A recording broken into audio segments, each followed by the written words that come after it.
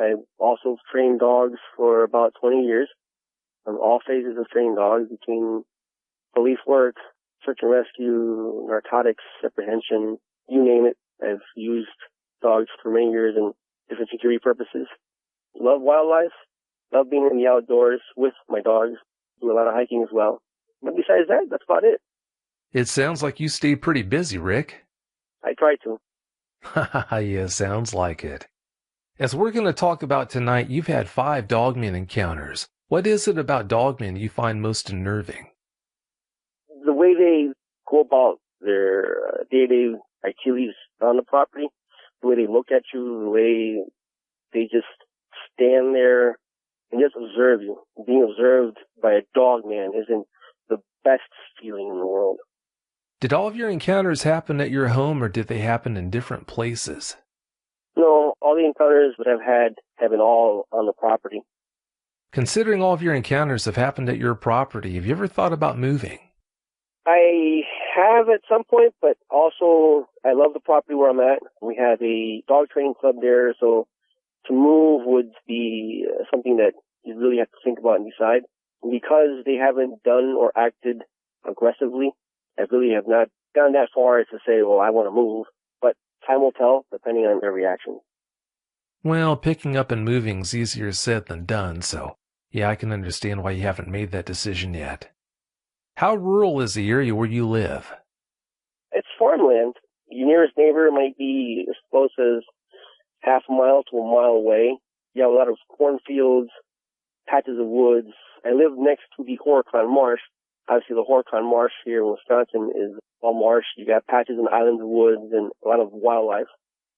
Do you know about the history of dogman encounters that have happened in the Horicon Marsh? Well, I've heard different tales on the Horicon Marsh. I've heard different situations with the DNR, finding caves with bones in them, stuff like that. So I've heard 2 or 3 things about weird situations happening in the Horicon Marsh. Yeah, I don't know why, but a boatload of encounters have been reported from that area. Do you have any opinions on why the Horicon Marsh would be such an ideal place for them to live? Well, it's great. I mean, you have a lot of wildlife, areas to hide.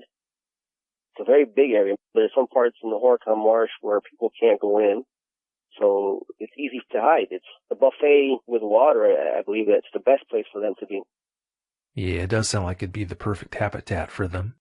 Like you said, you work in a maximum security prison as a correctional officer. Have you experienced anything at work that affected you as strongly as when you had your first dogman encounter?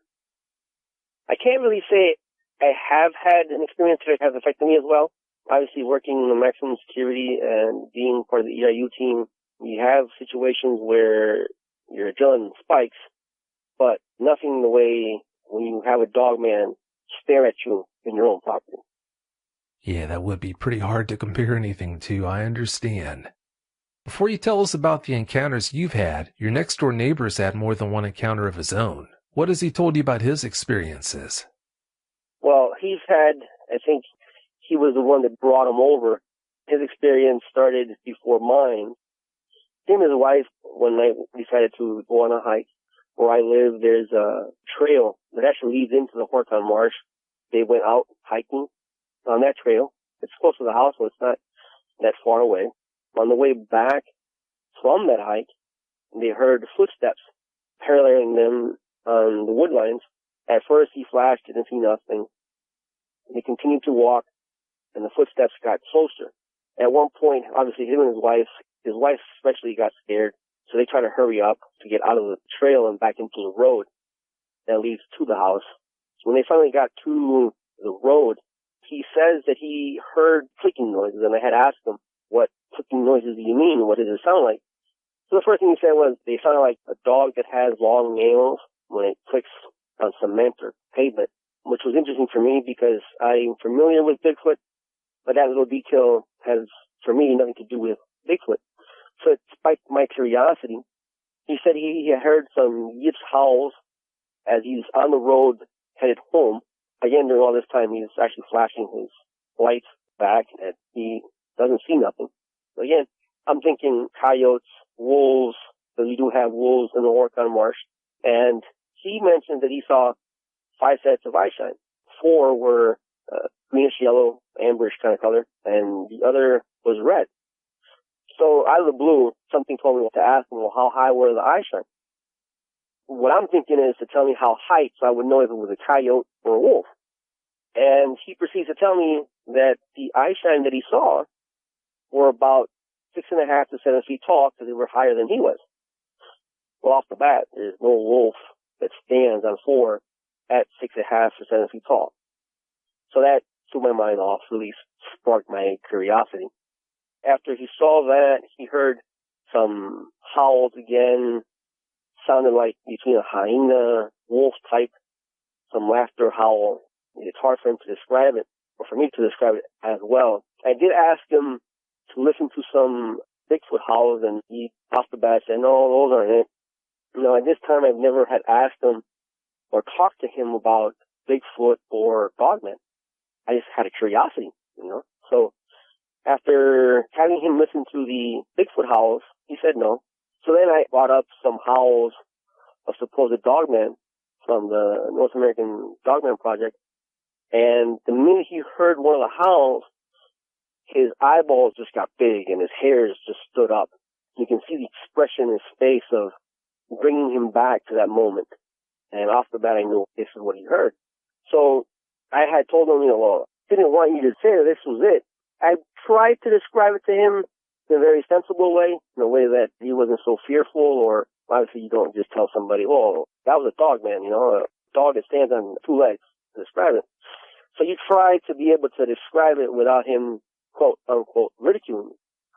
So he was intrigued, but that ended that moment. He had another dogman encounter where he parked his truck from the front of his house, to the front to the back of his house. And when he parked it in the back, he saw some grass movement, and he noticed a brownish gray dogman sitting in the grass looking at him. He didn't get off his truck, obviously. He fell asleep in his truck, I guess, waiting for it to leave. When he finally did wake up, it wasn't there, so he got out of his truck and went back inside the house. But before that, he had a face-to-face encounter, which, once that happened, it threw all our thoughts into one motion, one thought. In our house, we have our trash day is on Wednesdays.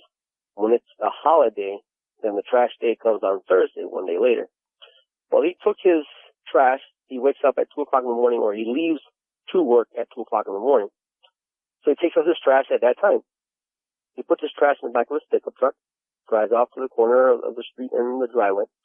Now, it's a long driveway, so it's not just coming out of the garage and into the street. You gotta drive out. He parks, walks around the truck to grab the trash from the back of the pickup, and he sees the lights flickering in the front. Not knowing what it was or what it could probably be, he just ignored it and continued walking towards the front of the pickup truck to drop off his trash. When he dropped off his trash and turns around to go back to the truck, he's face to face. He tells you probably about 10 feet maybe to what he described. Was funny because that same day he comes to me and he's like a little kid trying to express something that he saw, and he described it as a wolf on steroids with a coyote head. So I'm thinking, well, maybe it was just a gray wolf. But then so I had asked him, well, how tall was it? Well, it's tall.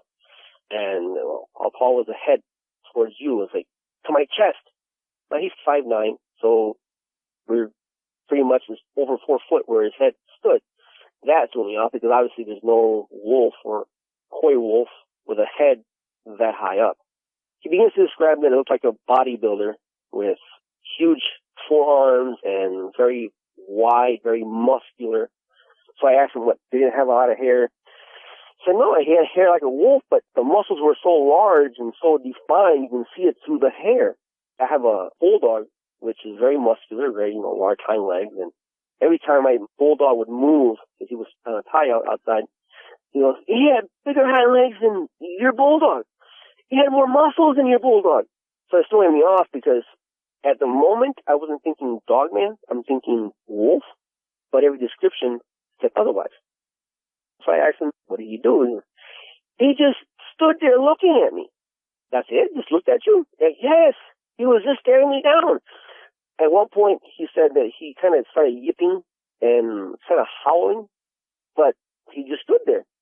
He gave a description of him having a slight hump on his neck, massive, very muscular. He said that his front legs were like looking at a mountain lion or a lion.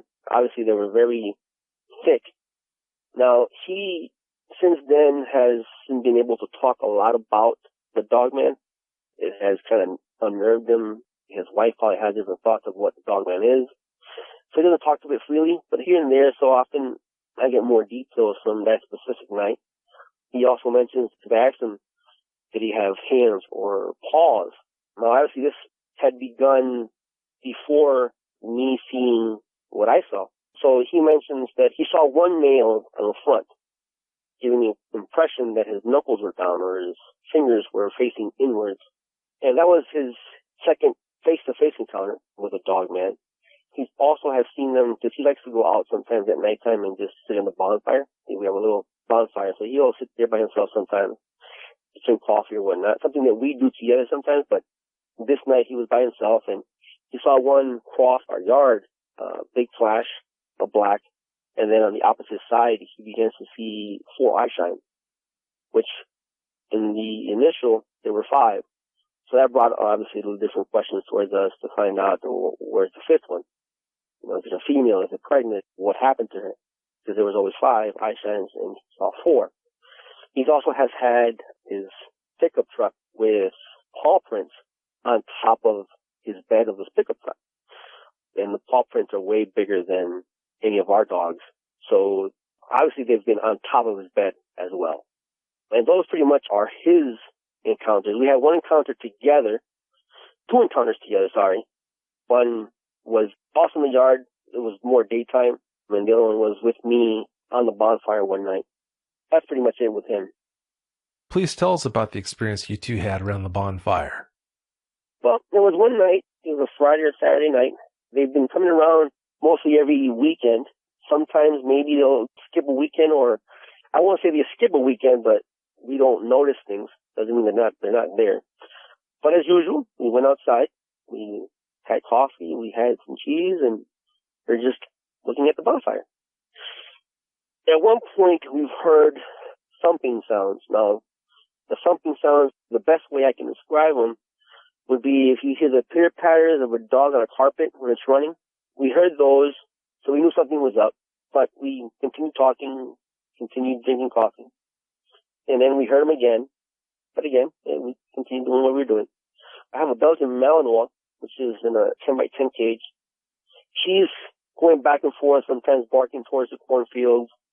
She'd relax a bit, and then she'd have to get back up, and she'd start pacing. She's from working lines. All her descendants are police dog, actually working as police dog. She's already hyper as it is, and she was off the chart hyper, going back and forth, back and forth, back and forth. At one point during the nighttime, she starts barking, but behind us. I had flashed my light towards her to see, in what direction she was barking, whatnot. And my neighbor all of a sudden decides to flash forward to what she was looking at. There's a particular dogman that is black with white coming down from both sides of the ears, and it meets up in the chest. He was coming from the front of the yard towards the back. Now, in his direction, he would have never seen us on the back side with the bonfire until a certain point. I think at that certain point is when the dog actually realized that it was coming towards us, barked. We had flashed the lights at it. So it turned around and kind of scurried back into the bushes, into the cornfield.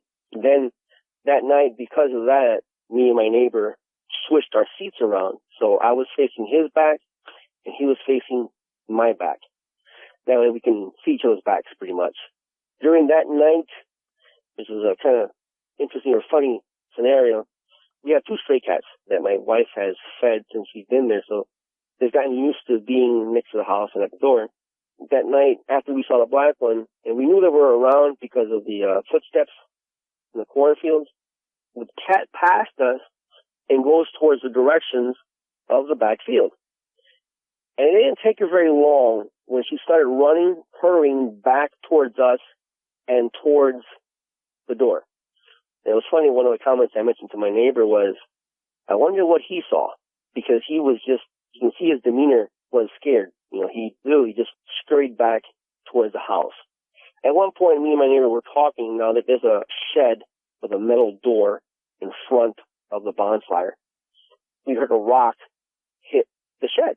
Me and my neighbors looked at each other, and I've learned through both hiking at work, through the familiarities of Bigfoots, not to look at what's in front but behind you. So I looked the opposite direction from where the rock came. Silence. All right, we kept on talking again. We kept on drinking our last coffee. Now, there's a lot of coffee we drink. There's mugs that we have outside, so we sip those slowly. Again, we have another rock then thrown at the shed. And again, we looked at the opposite direction.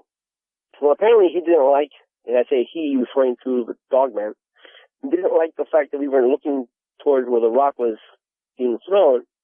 We heard a grunt and a growl and the scurrying away. When we heard the grunt and the growl, obviously me and my neighbor looked at each other. By then it was about 2:30. We left the bonfire on and we got inside.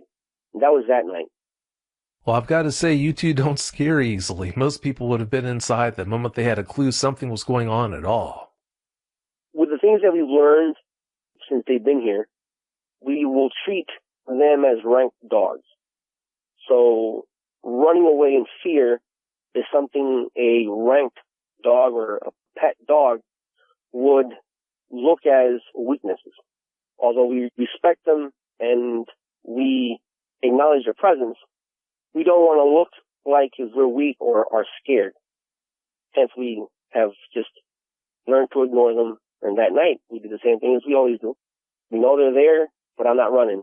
At certain times, we have enough common sense to say, okay, this is enough, let's go inside. But not at the first instance. Well, I'm glad you're able to stay so composed whenever they come around. Another time the two of you were talking outside when you saw a black dog man. What's the story behind that sighting? My father had arrived from Massachusetts. He was on vacation. And they were outside. In the summertime, bonfires are very common. Because we live in the Horicon Marsh, close to Horicon Marsh, there's a lot of mosquitoes. So that day, there was a lot of mosquitoes. Too many to be outside. So at one point, my father went inside. I went outside, and me and my neighbor were, talking and whatnot, and he was going to go inside too because there were just too many mosquitoes. So he had taken a bucket of water, and he threw it on top of the fire. Now, we know when you take the water and you throw it on fire, it does this whoosh sound. Apparently that sound startled the dog man. The dog man was at the opposite side of the yard. We have a lot of tall grass there because the field is only cut to a certain point. And then the rest of it is probably burned every summer or spring. But it had grown up a bit, so he was squatted down on that spot. When he heard the whoosh and the smoke that comes out of it, he stood up. Now, that time we're both looking at him. He's looking at us. He's looking side to side. And then decides to run on 2, past the field. He gets on 4. Then he gets on 2. And then he gets back on 4 to leave the site, the area, back into the woods or the trail that leads to the Horicon Marsh. Now, me and my neighbor, at that time, we were beside ourselves. You get this adrenaline rush. So we decide, I'm going to say this, we were dumb at the moment, but we learned something in the process. We grabbed our flashlights and we went on the road towards the trail.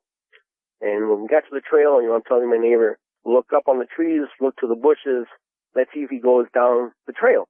It was a curiosity thing to know, does he really take the trail down completely, or does he just take the woods? When we got to that part, there's too many bushes, there's too many trees, and I got kind of unnerved, and something inside of me told me, head back. If he comes out, you won't be able to see him. So with that thought in mind, I told him, let's just go back, because if this guy decides to jump us, he's covered completely, and there's bushes on both of our sides. Because on the trail ain't that wide. So we turned around, headed back home. When we got home, by then, now it's summertime, so when we saw him, it's about 8:30, so it's still light outside.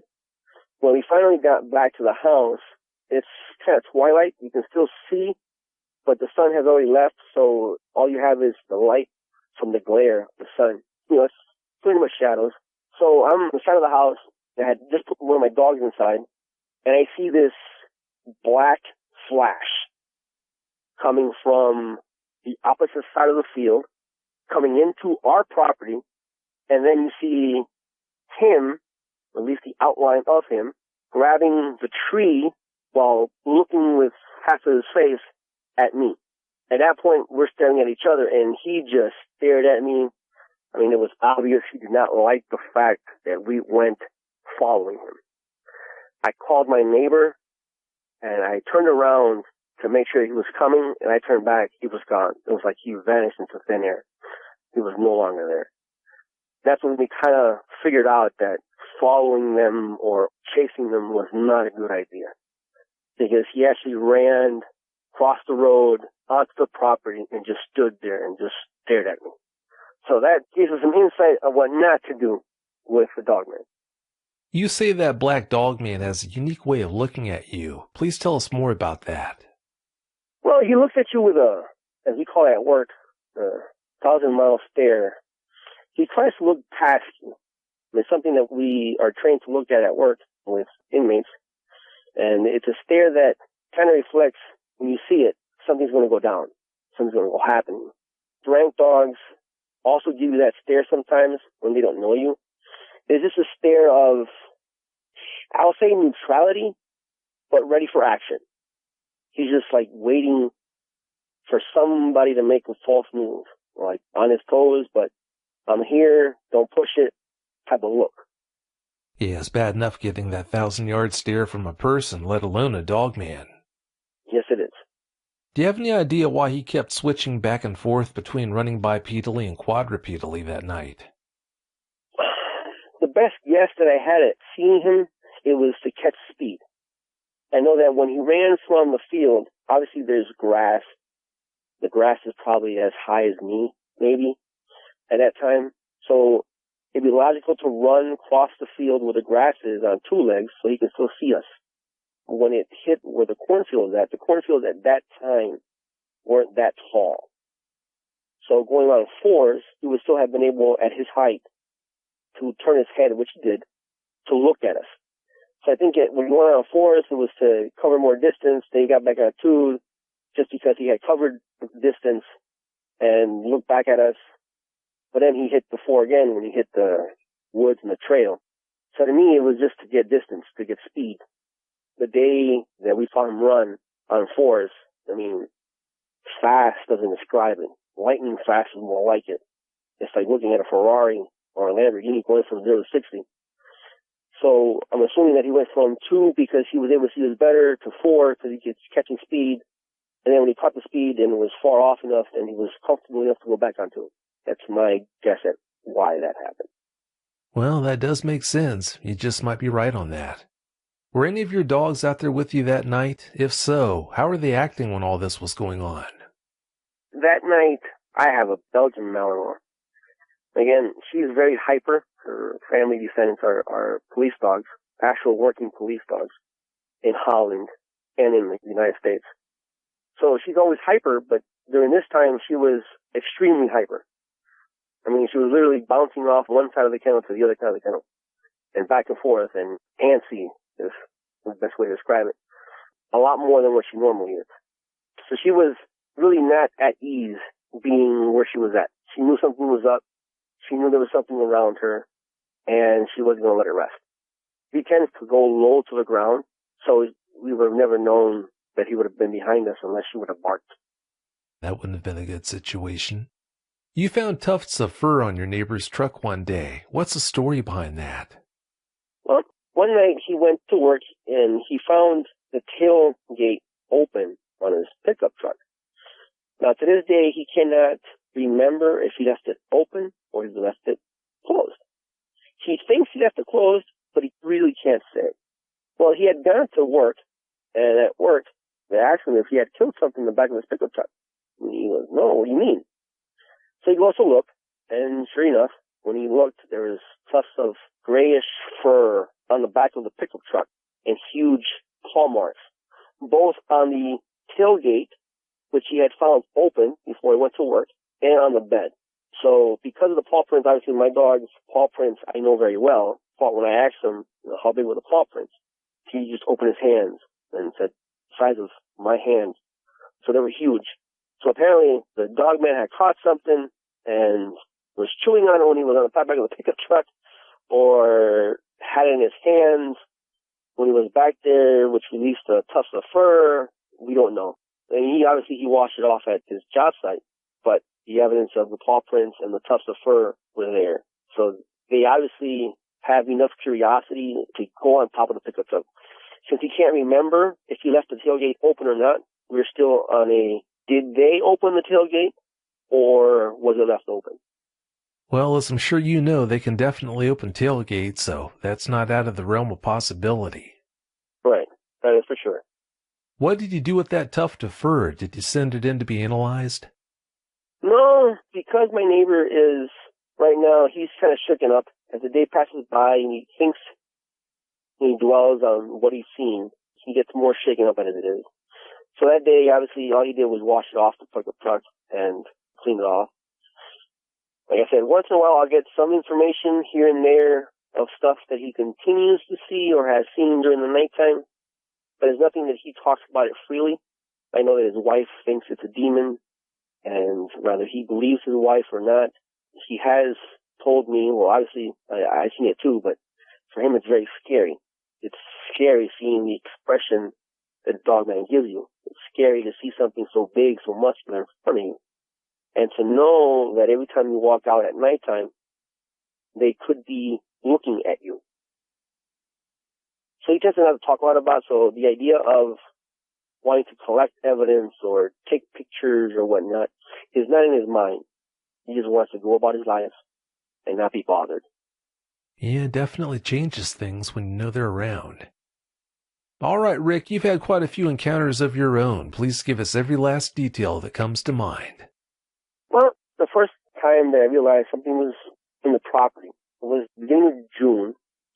I walked out. Now I have two candles on the backside, so I always have a headlamp on my head because we don't have night lights in the front of the roads, and the only spotlight that we have on the house is in the front of the house, not towards the back. So I always have a spotlight on me.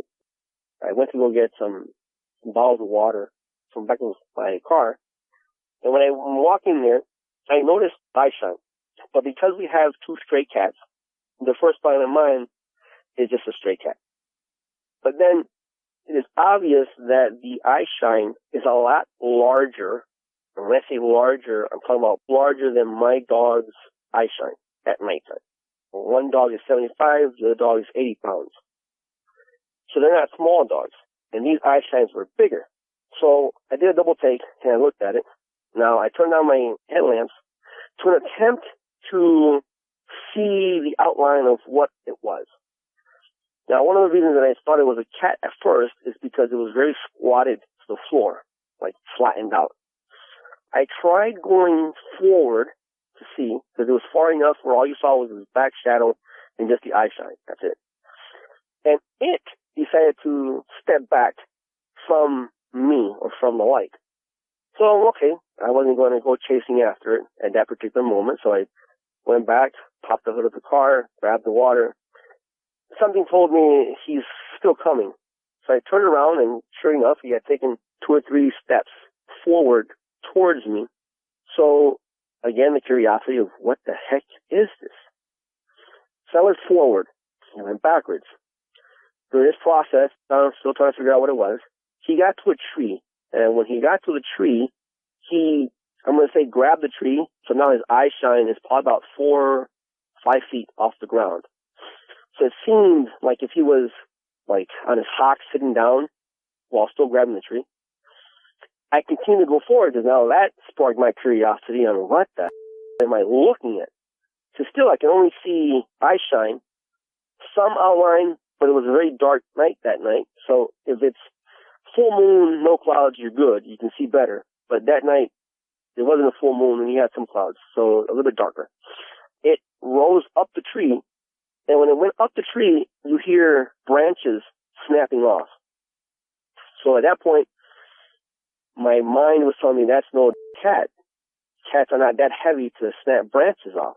And I saw it go up the tree and stop at one of the branches on top. And from up there, you can clearly see the eye shine. I mean, and they were huge, just staring me back. So I think I grabbed the bottles of water, brought them in the house, I opened my knife, and I went back outside. When I went outside, it was no longer there. It was gone. I tried to contact some of my friends that are avid hunters, and because the eye shine was so big, you know, their first impression was black bear or mountain lion, especially it climbing the trees. Now, in the morning, there was chunks of bark that had been removed on that side of the tree going up, which Donna Fink, an investigator, had seen as well. That was that night. That was on a Saturday. I talked to my neighbor on a Sunday. He tells me of what he saw on that Friday, Thursday. So what I saw was actually after his situation. Well, you brought them home. They followed you home. But again, he had seen the dogman face to face before I was able to see the second encounter that I had. And this encounter, again, they come around every week, every weekend, give or take. So this night I went outside and I let go of my bulldog. Now I'm a third shifter, so if I'm going to work on third shift, normally I do everything before I go to work around 9:30. If I'm not working, I still do everything at nighttime because I'm a third shift. I'm used to doing things at nighttime. So I go out and I let the bulldog go. The bulldog goes into the house, his normal routine. As I'm walking towards the entrance of the house, I see two very large eye shines looking at me. I keep walking. At one point, I stop to stare. One of the things that crossed my mind was, is this the mailbox? Does it have reflectors? Is that what I'm looking at? Until, as I got closer, it blinked. And when it blinked, I knew, oh, this is an animal. Because I had bought brighter headlamps, and since then I've bought brighter and brighter and brighter. But when I was looking with the headlamps, which I turned it to really bright, I saw my mailbox, which is white, and the eye shines was parallel to the mailbox. Now I can see the outline of something. Now there's a little detail that from the road to the property, there's a big ditch. If I were to stand on the ditch to where the eye shine was, it's easily 6.5, 7 feet tall, give or take. If I'm standing at the road to where the eye shine was, it's 4 feet. So again, there's no way this is a wolf, and I'm seeing a very muscular outline, very wide outline. So I hurried, got my bulldog inside, and I again holstered my knife. I don't have weapons. I have a compound bow and knives. So I holstered my knife, went outside towards it. Now, I've already heard my neighbor describe it, but because of the job that I have, we're trained to run into danger. So one, not seeing 100% sure of what it was, not knowing that detail, I wanted to know what it was I looking at. So again, most wouldn't have done this, but I walked towards the road.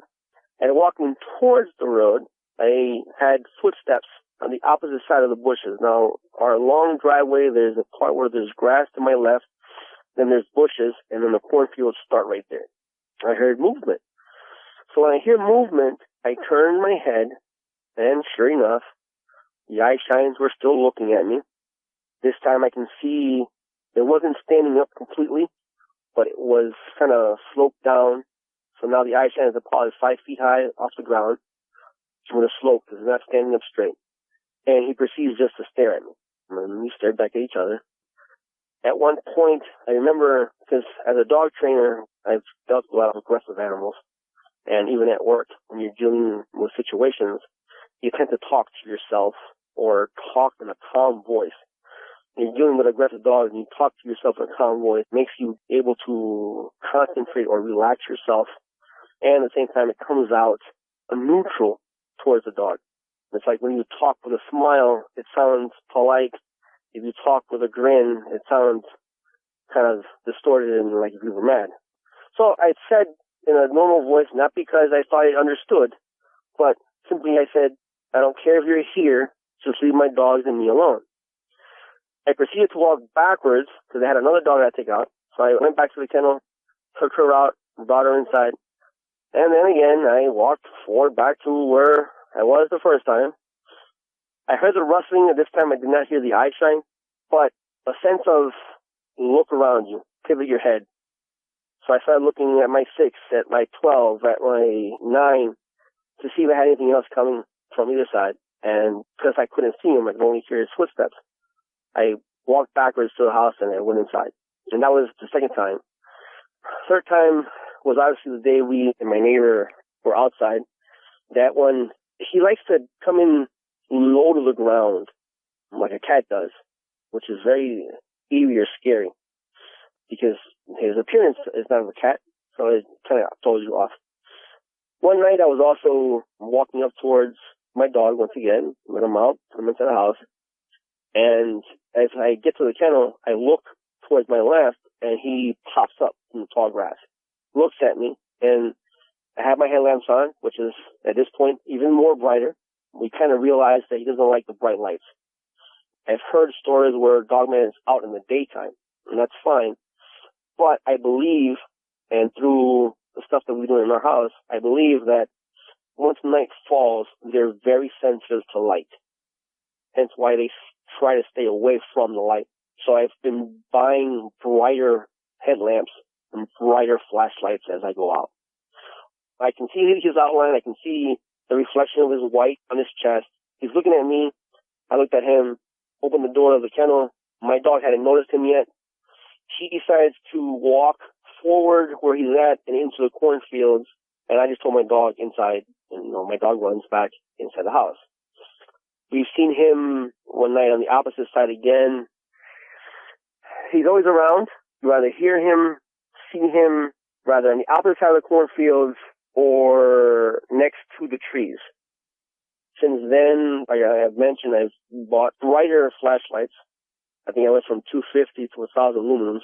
And I've told my wife, if you're bringing the dogs, make sure the dogs are inside before night falls. When I go outside, I always check the tree lines and check the trees on top of me. But besides those, he's always there. He's rather there with noises in the woods or he's there without noises in the woods. You kind of always understand that he's there. There was one part when my father arrived from his vacation. We had a small house fire, so before he came, I had to fix the floor and change the cabinets before he got there. So one night, obviously, I waited for my neighbor to come home. I don't have a pickup truck. We went to get the materials, like change the floor, change the cabinets. I put the old cabinet outside. Now, on the back side of the house, we don't have spotlights, which I'll definitely be able to get one soon for the back. But I went out back, and I went to get a blade that I had inside the cabinet, which I forgot inside there when I took it out. All you're able to see is a reflection of the lights from inside the house. You can't see much out. And that day, again, it was cloudy, so it was pitch black. When I got to the cabinet, it was the first time that I felt a strong feeling of dread, of fear. Something was telling me, run, get out, now. I remember looking behind me, looking to the side of me. Now, I had the house on my 3 o'clock, so I started looking from 12 all the way down to 6 on the opposite side. 12, 11, 10, 9, because that feeling was there. I remember closing my eyes, intently saying to myself, don't run, don't move, just stay put. I opened my eyes, I looked forward because the feeling was really coming from ahead of me. It's weird because it's like that the feeling is coming from in front of you. And again, in a calm voice, I said out, not out loud screaming, but enough for it to be heard, knock it off. I am not running. This is my house. I went to get the knife, and shortly after that, before I even moved from the cabinet, the feeling left me. Obviously, I walked backwards, close to the wall, tall, but I walked backwards and got into the house. I remember sitting down. There's a lip before you go outside because we have double doors, and there's a lip there. sitting in that lit for a couple of seconds while the feeling, left me completely. But then again, because of the situation, I realized something, that standing tall and being calm throws off that feeling. That was the one night that my nerves were just flipped. But it went away. With being calm, being direct, but neutral, it went away. And those are pretty much the ones that we've had, that I personally have had by myself in the property, besides the ones that we've had with the neighbors. Standing tall when you've got a dog man staring you down, that's a lot easier said than done, but I'm glad you're able to do that. Do you think somehow, some way your training at work is responsible for why you've had all these experiences without any more problems than you've had with them? I think yes, most definitely, because through the times, like I said, I've dealt with many aggressive animals, dogs that snap, dogs that have medical problems that are aggressive, dogs that have been badly bred are aggressive. So being able to understand body posture, behaviors, has helped me look at their body posture, the way they walk, the way they look at you, and be calm about it. Yes, they're big. Yes, they're powerful. Yes, they are scary.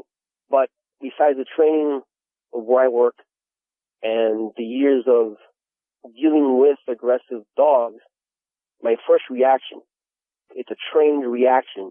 You're going to act this way because of this.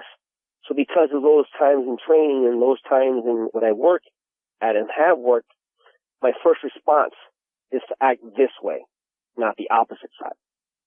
And it definitely has helped be able to control my nerves, understand aspects of what they might do or not do, and be very attentive at little details that bothers them, that sparks their curiosity towards the things that we've done and that happens in the yard. You handled that last experience well when you stood tall, but do you have any regrets on how you handled other experiences you had with them? Well, the day we went after him, obviously we weren't trying to go after him to hurt him or anything. We just wanted to see where he went, what trail, what path that he took, if he did take one.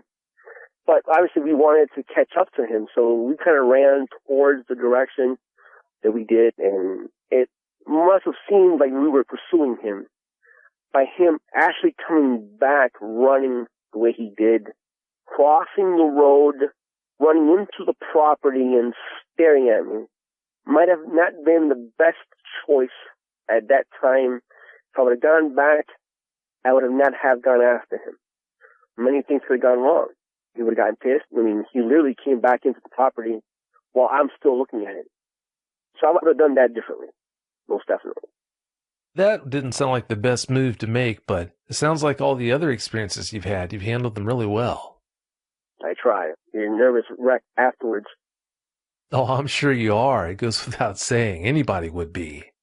You mentioned a bit ago that Donna Fink, a dogman researcher who was featured on episode 11 of the show, came to your property and investigated. What did she have to say about what she found? Well, she's found a lot of evidence of, when I tell her, well, he was over there, and he did this. Well, she'll come and look, and sure enough, you have the indents, you'll have the bark coming out. There was one night, which I forgot to mention, which Donna came for. I was out, brought in my dog. Where I live, close by, there's a little town, just some houses. It's not a big town, just a little town. There's a tower there, a light tower. So one night I see lights from the tower. They look kind of the same, amber string looking, but closer to the height of the cornfield. And I realized, wait a minute, there's no tower there at this height. What the heck is this? And I realized they were coming towards me. I went, again, holstered my knife, and I kind of walked out towards the driveway, towards the road. By that time, I'm trying to figure out where these eye shines go because they were tall. And I began to see them level to the road. Now again, although we know that they're around, our first reaction and thought is, oh, it's probably the cat, or this probably this. Oh, and although you're saying that, the other part is saying no, because the eye shines are way too big. But nonetheless, because it was looking at me, the eye shines were looking at me, I looked at him, I didn't go further than where I was standing when I first spotted them. I stood there, so in my mind, it's just probably the cat, probably too low, so I'm not seeing the full eye shine and whatnot. And I walked away. I went home. Now, I'm a third shifter. I take overtime on second shift.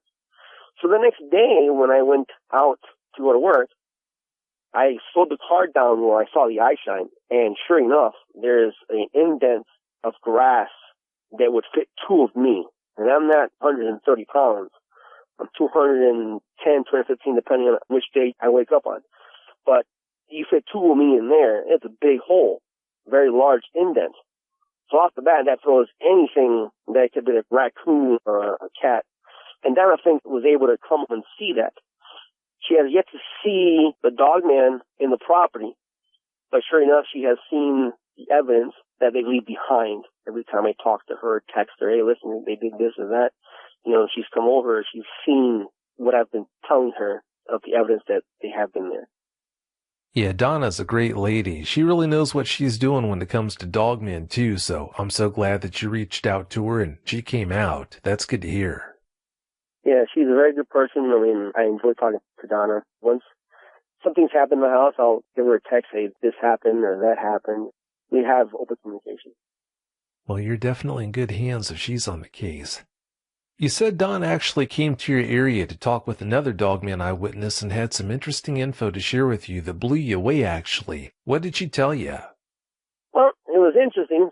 Donna came in one afternoon after talking to other eyewitnesses from dogmen in the Horton area, quite a few distance away. I'd probably say 20 miles away, give or take. At 55 miles an hour, you're a good distance from my house. She got home and she goes, hey, Ricky, how you doing? And then we're talking and says, hey, have you ever talked to so-and-so? And I go, no. Have you ever met with her? No. What's up? Are you sure you have never talked to her when it comes to this and that? No, I have not. What do you mean? She goes, well, she says she saw 4 eye shines, which were average greenish color and 1 red. And that kind of perked me up because that's the same thing that my neighbor saw, which was the 4 eye shines were greenish, yellowish, amberish eyes and 1 set of red. Interesting. And then she goes, and you know what else is awkward or interesting? What? In her encounter, she's seen the 5, and there's 1 that is black with the white coming down from the ears to the chest. That just blew my mind.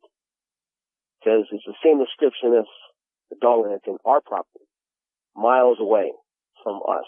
That just freaked me out. And then she also says, and she's always with a brownish gray one. And sure enough, in our property, there's 5, but you always see them together. The black one with the brownish gray one. So that made me flip. It's like, what? When your hair split up, it's like very interesting information. Oh, I'd say it is. That black dog man with those white stripes, he sure does seem to make his way around, doesn't he? Yes, he does. He's very curious.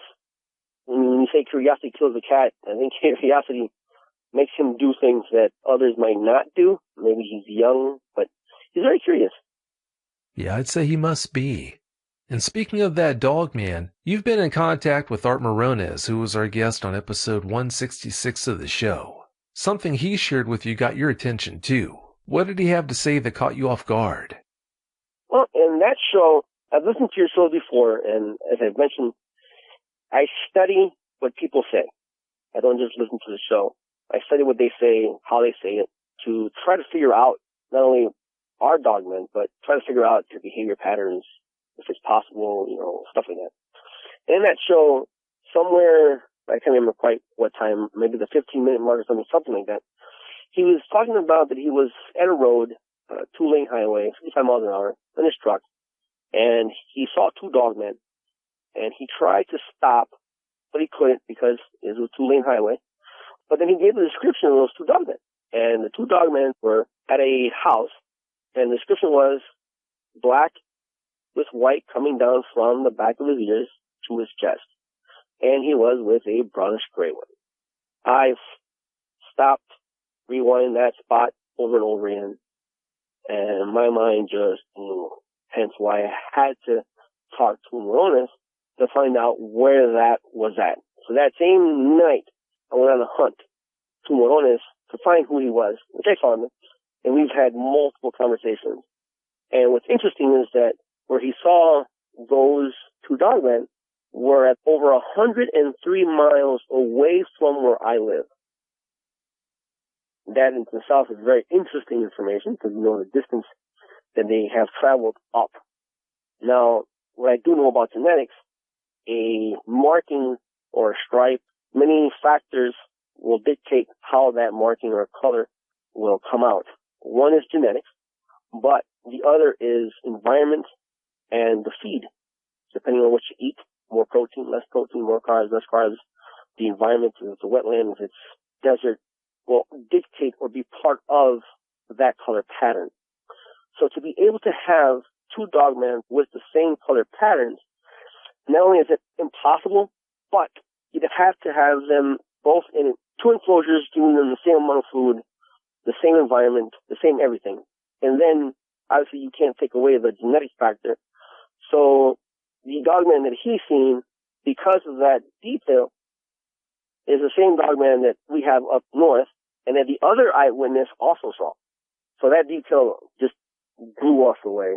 And we've come in contact, a little circle, you know, Donna, the other eyewitness, me, and Morones. And we've talked about and gotten details and stuff like that of those two dogmen. Oh, yeah, I've got no doubts it has to be the same dogman. I think that's a little too ironic to think that it could possibly be another dogman that's black with those white markings on it. 103 miles is a pretty good distance. Do you have any theories on their migration patterns? It's interesting. I mean, we've talked about it. Right now, it's just theories, but it could be they were probably either born in a certain spot, traveled up north for food or to explore because they're young maybe, or young adults, and then travel back and forth. Morones mentions that the last time he saw them, I think it was in March. We started seeing the same guy in June. So from March and June, he went from south to north in that time frame, whatever, if he went slowly, if he went fast, we don't know. So it could be for food, it could be for exploring territory. We do know that he travels up and then he goes back down, because Morones has seen him multiple times in the south. So we know that fact, that he does go up and down. It would only make sense for large predators like them to live that way. I tend to agree with you on that. Yeah, it would only make sense. Right.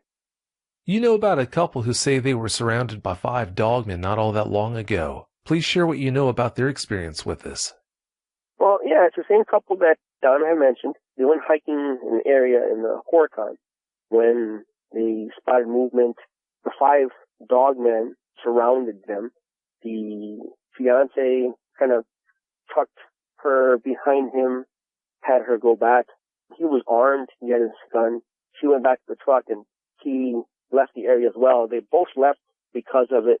Since that has not happened in our property, we're assuming that it was more of their little territory or something was going on and they interrupted a hunt or whatnot, so they wanted them out of there. But they both got surrounded. Again, they both left. They didn't have anything happen that day. That's most of what I can say about them. I haven't gotten into details with them about that situation besides what I've just mentioned about that. How scared are you of the dogmen that have come around your property? It's an interesting question. I'm not terrified. It's more of a precaution. So if I do something, I do it because of precautionary reasons. I know the fact, because of their speed, that if they want to take me out, they can do that. It doesn't matter. Because of this, don't dwell on fear, because there's nothing I can do. I gotta go outside. I gotta feed the dogs. I gotta take them out. I gotta put them inside. I gotta go to work. I do go outside, and first thing I do is look on top of the house, look on top of the trees, whatnot. But those are precautions. I don't tend to dwell on fear, because there's no point in it, because I can be taken out whenever they want to. So I tend to just respect their time. When we are outside and we know that they're there, I'll finish up what I'm doing, and I'll walk away back into the house, giving them that space. So I give them their space, and as of now, they're giving me my space.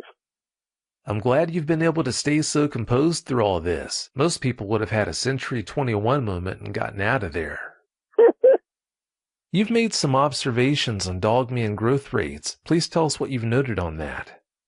Sure. one of the things that the couple, which their encounter was in 2015, their height at 2015 was 5'1.5", give or take, obviously. 2017 is about 6.5 to 7 feet tall. So in those 2 years, he's grown a foot. And I asked him, if you were to compare lean, built, or bulky, where would he be at in 2015? And she mentioned, well, he'd be between bulky and big. So he hadn't gotten to be bulky yet, or thick. Now he's bulky. So he definitely has grown in muscle mass and in height in those 2 years, which is a detail that we find interesting. There's not much we know about Dogman, but at least with this Dogman, we've been able to not only find out how much he travels, but how much he's grown since 2015, since the eyewitnesses saw him back then. Yeah, being human, we're used to a certain growth rate. I guess with them, they grow so much faster than what we would expect. I guess it's kind of hard to wrap your head around, but when you look at other animals, I guess it's not exactly unprecedented. Right. Well, it's about time for us to call it, Rick. Before we do, though, do you have any closing comments you'd like to share? Well, for the people out there that have had encounters, fear is one thing that will always cause a reaction with any animal. Don't go messing with them. If you know you're being watched, ignore and walk out. Don't go chasing them if you do not like it. And stay safe out there. Like I said again, the most thing I can say is, if you know they're there, even if you see one in front of you, turn around. Don't turn around completely. Make sure your eyes are on them, but just walk away. Fear is a trigger. I know it's hard. It's almost impossible when you see something this big. But if you can, talk to yourself. Talking to yourself helps you calm your nerves down and just walk away calmly. Don't run. Don't scream. Just walk away calmly. Well, that sounds like good advice to me. Well, thanks again so much for coming on the show, Rick, and telling us about all those experiences. I really appreciate it. You're welcome, Rick. Well, thanks again so much for your time. Have a great night. Hey, you too, Rick. Thanks. Bye.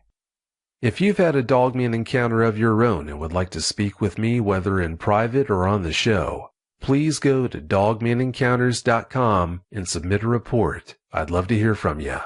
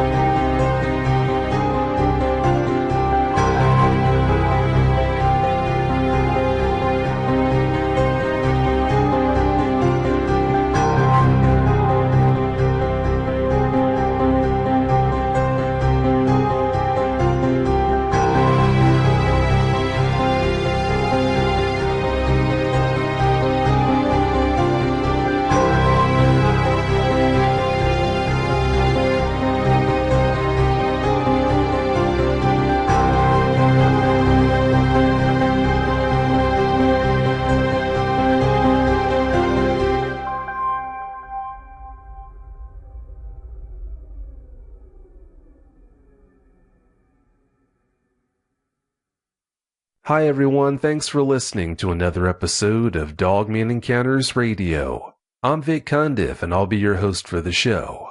If you've had a Dogman encounter of your own and would like to speak with me, whether in private or on the show, please go to dogmenencounters.com and submit a report. I'd love to hear from you. Before we bring on tonight's guest, I wanted to go over several things with you. The first thing is, if you ever want to know what the status of the next episode of the show is, that's easy to do by going to dogmenencounters.com and visiting the podcast page. If you do that and look close to the top of the page, you'll be able to see the status of the next episode of each show. The next thing I wanted to go over is, I'm still receiving messages from people asking why there's no podcast version of the show available. Well, there is a podcast version of the show available. If you'd like to support the show and become a premium member for $2.99 a month, you'll be able to download and listen to every episode of the show commercial-free using your Android or iPhone or iPad. For instructions on how to become a premium member, visit the podcast page. The last thing I wanted to go over with you is, if you'd like to help support the show by buying your own Dogman Encounters t-shirt or mug, please go to the podcast page and click on the picture of the guy wearing the Dogman Encounters t-shirt. That's a link that'll take you right to the Dogman Encounters store. Thanks as always so much for listening and for supporting the show. Alright, let's bring on tonight's guest. Tonight's guest is Flynn. Flynn, welcome to the show. Hi, Vic. Thanks for being here. I really appreciate it. Flynn, please give us a brief bio on yourself. Okay, Vic. I'm 40. I've got a background in boxing. I've done door work.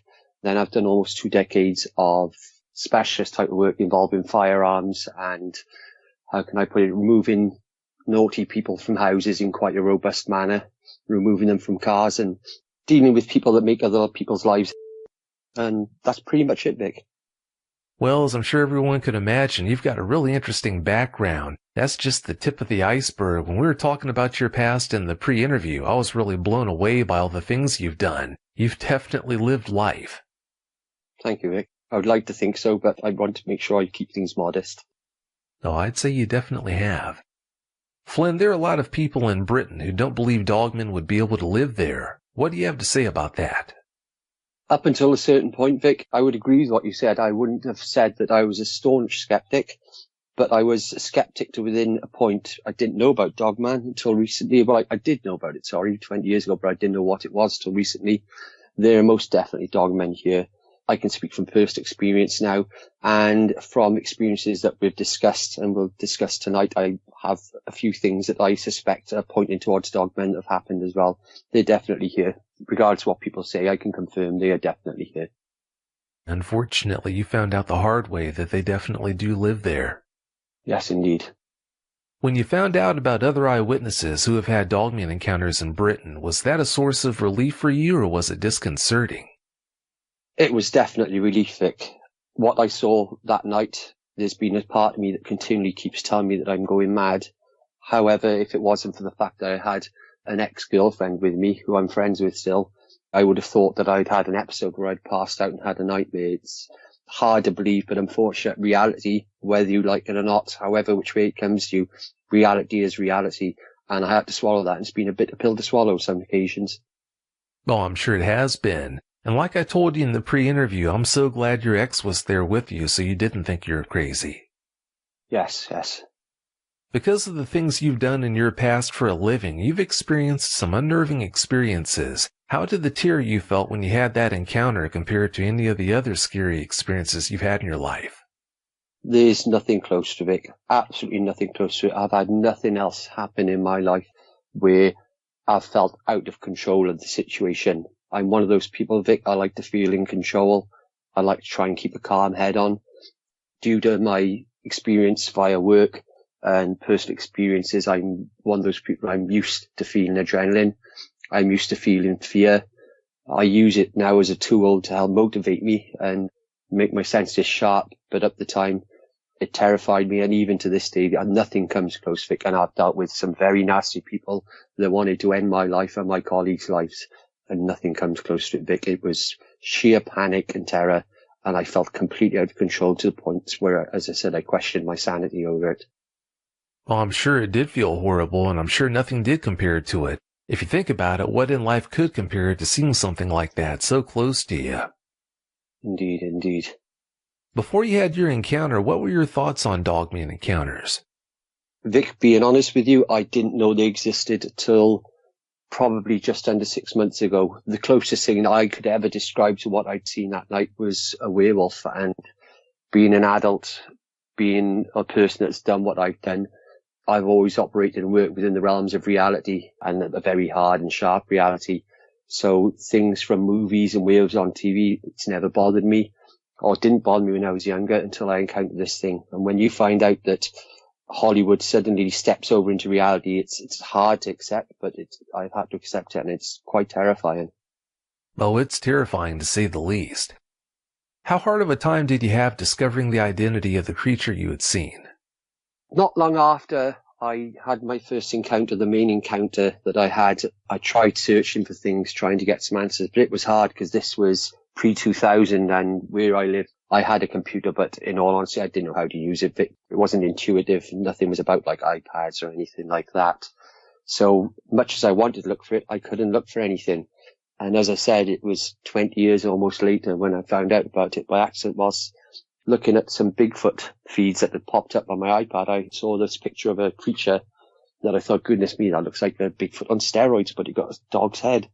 So I thought I'd have a listen to one or two of the shows, and I was blown away, Vic. It was a relief, a big relief, to see that what I saw that night was real, or confirmed to me what I'd always known was real, and that other people had experienced it. There was nothing disconcerting. It was just a relief, Vic, that I suddenly could put a name to this thing and knew that I wasn't going mad.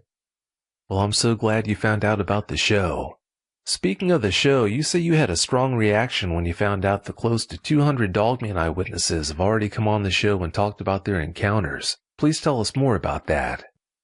It was a huge relief, Vic. A huge relief. I was shocked by it, if I'm honest with you. I thought I was alone for a very long time. I thought I was that unique person that had had something terrible happen to them, and sometimes being a unique person, some people would think is a good thing, but this was a uniqueness that I didn't want, I didn't ask for, but it was forced upon me. And I did struggle with it. It did have some overlaps into my life where it did affect certain things, which I think we'll probably discuss at some point. It did make things a lot easier for me, but it's also opened up a new realm of things that are possible and what aren't possible within life. Yeah, once you realize these things are definitely out there, it does have a way of changing how you look at life. Goodness me, it does indeed. It makes you question things when you go out and you see movement in dark places where it used to be a case of when I was a child. I can recall I had a fear of the dark like most, where suddenly being older than a 40-year-old man or 35-year-old man, and this first happened to me when I was, I believe, goodness me, I think I was just close to my 20s. You start to question everything. You see this like thing move in the dark, and suddenly you find yourself back again, not scared of the dark itself, but scared of what could be in the dark. Well, it's not a case of could be in the dark. I know now what is in the dark. Yeah, that is one of the worst things about having a Dogman encounter. When you finally realize that they're out there, what else could be out there? Goodness me, yes, indeed. You have to question everything. It certainly puts a brand new angle on your view or concept of what reality really is. Yeah, it does tend to open up the gates. Before you tell us about your encounter, please tell us about the place where it happened. Well, as you mentioned in the pre-interview, we're going to discuss the first one, which was in a town called Usk, spelled U-S-K. This is in a county in Gwent, which is in South Wales. It's a small farming town. It used to be. It's now seen as a bit of an upper class town where people that have money go to retire. It's a very well looked after town. There's lots of public interest. There's a small castle there. There's various tourist interest points. It's certainly the last place I would have thought that something like this could happen. Yeah, it's hard to believe an encounter could happen anywhere, but at a place like that, it's just even harder to understand. But I guess that's how dogmen are. It's hard to understand a lot of the things they do. I certainly agree with you, Vic. Unfortunately, dogmen, like many things in life now, they're not partial to anyone. They're not biased. They'll do whatever they want to do, and you can't control chaos. Yeah, they do write their own rule book, that's for sure. All right, Dean, please tell us about your encounter. Give us every last detail that comes to mind. Okay, Vic. Well, this happened from what my memory can serve me. It was either November 1997 or November 1998. Me and my girlfriend were in my Beetle, I believe it was. There are some questions in my mind that it could possibly have been a BMW I had at the time, but I do believe it was my Beetle. It was an old Beetle. It's a 1967, so I'm sure people listening know what they look like. We were parked in a car park which is outside a small hall called Usk Memorial Hall. This is off Maryport Street, which is in Usk. We'd been there for probably 20 minutes or so chatting.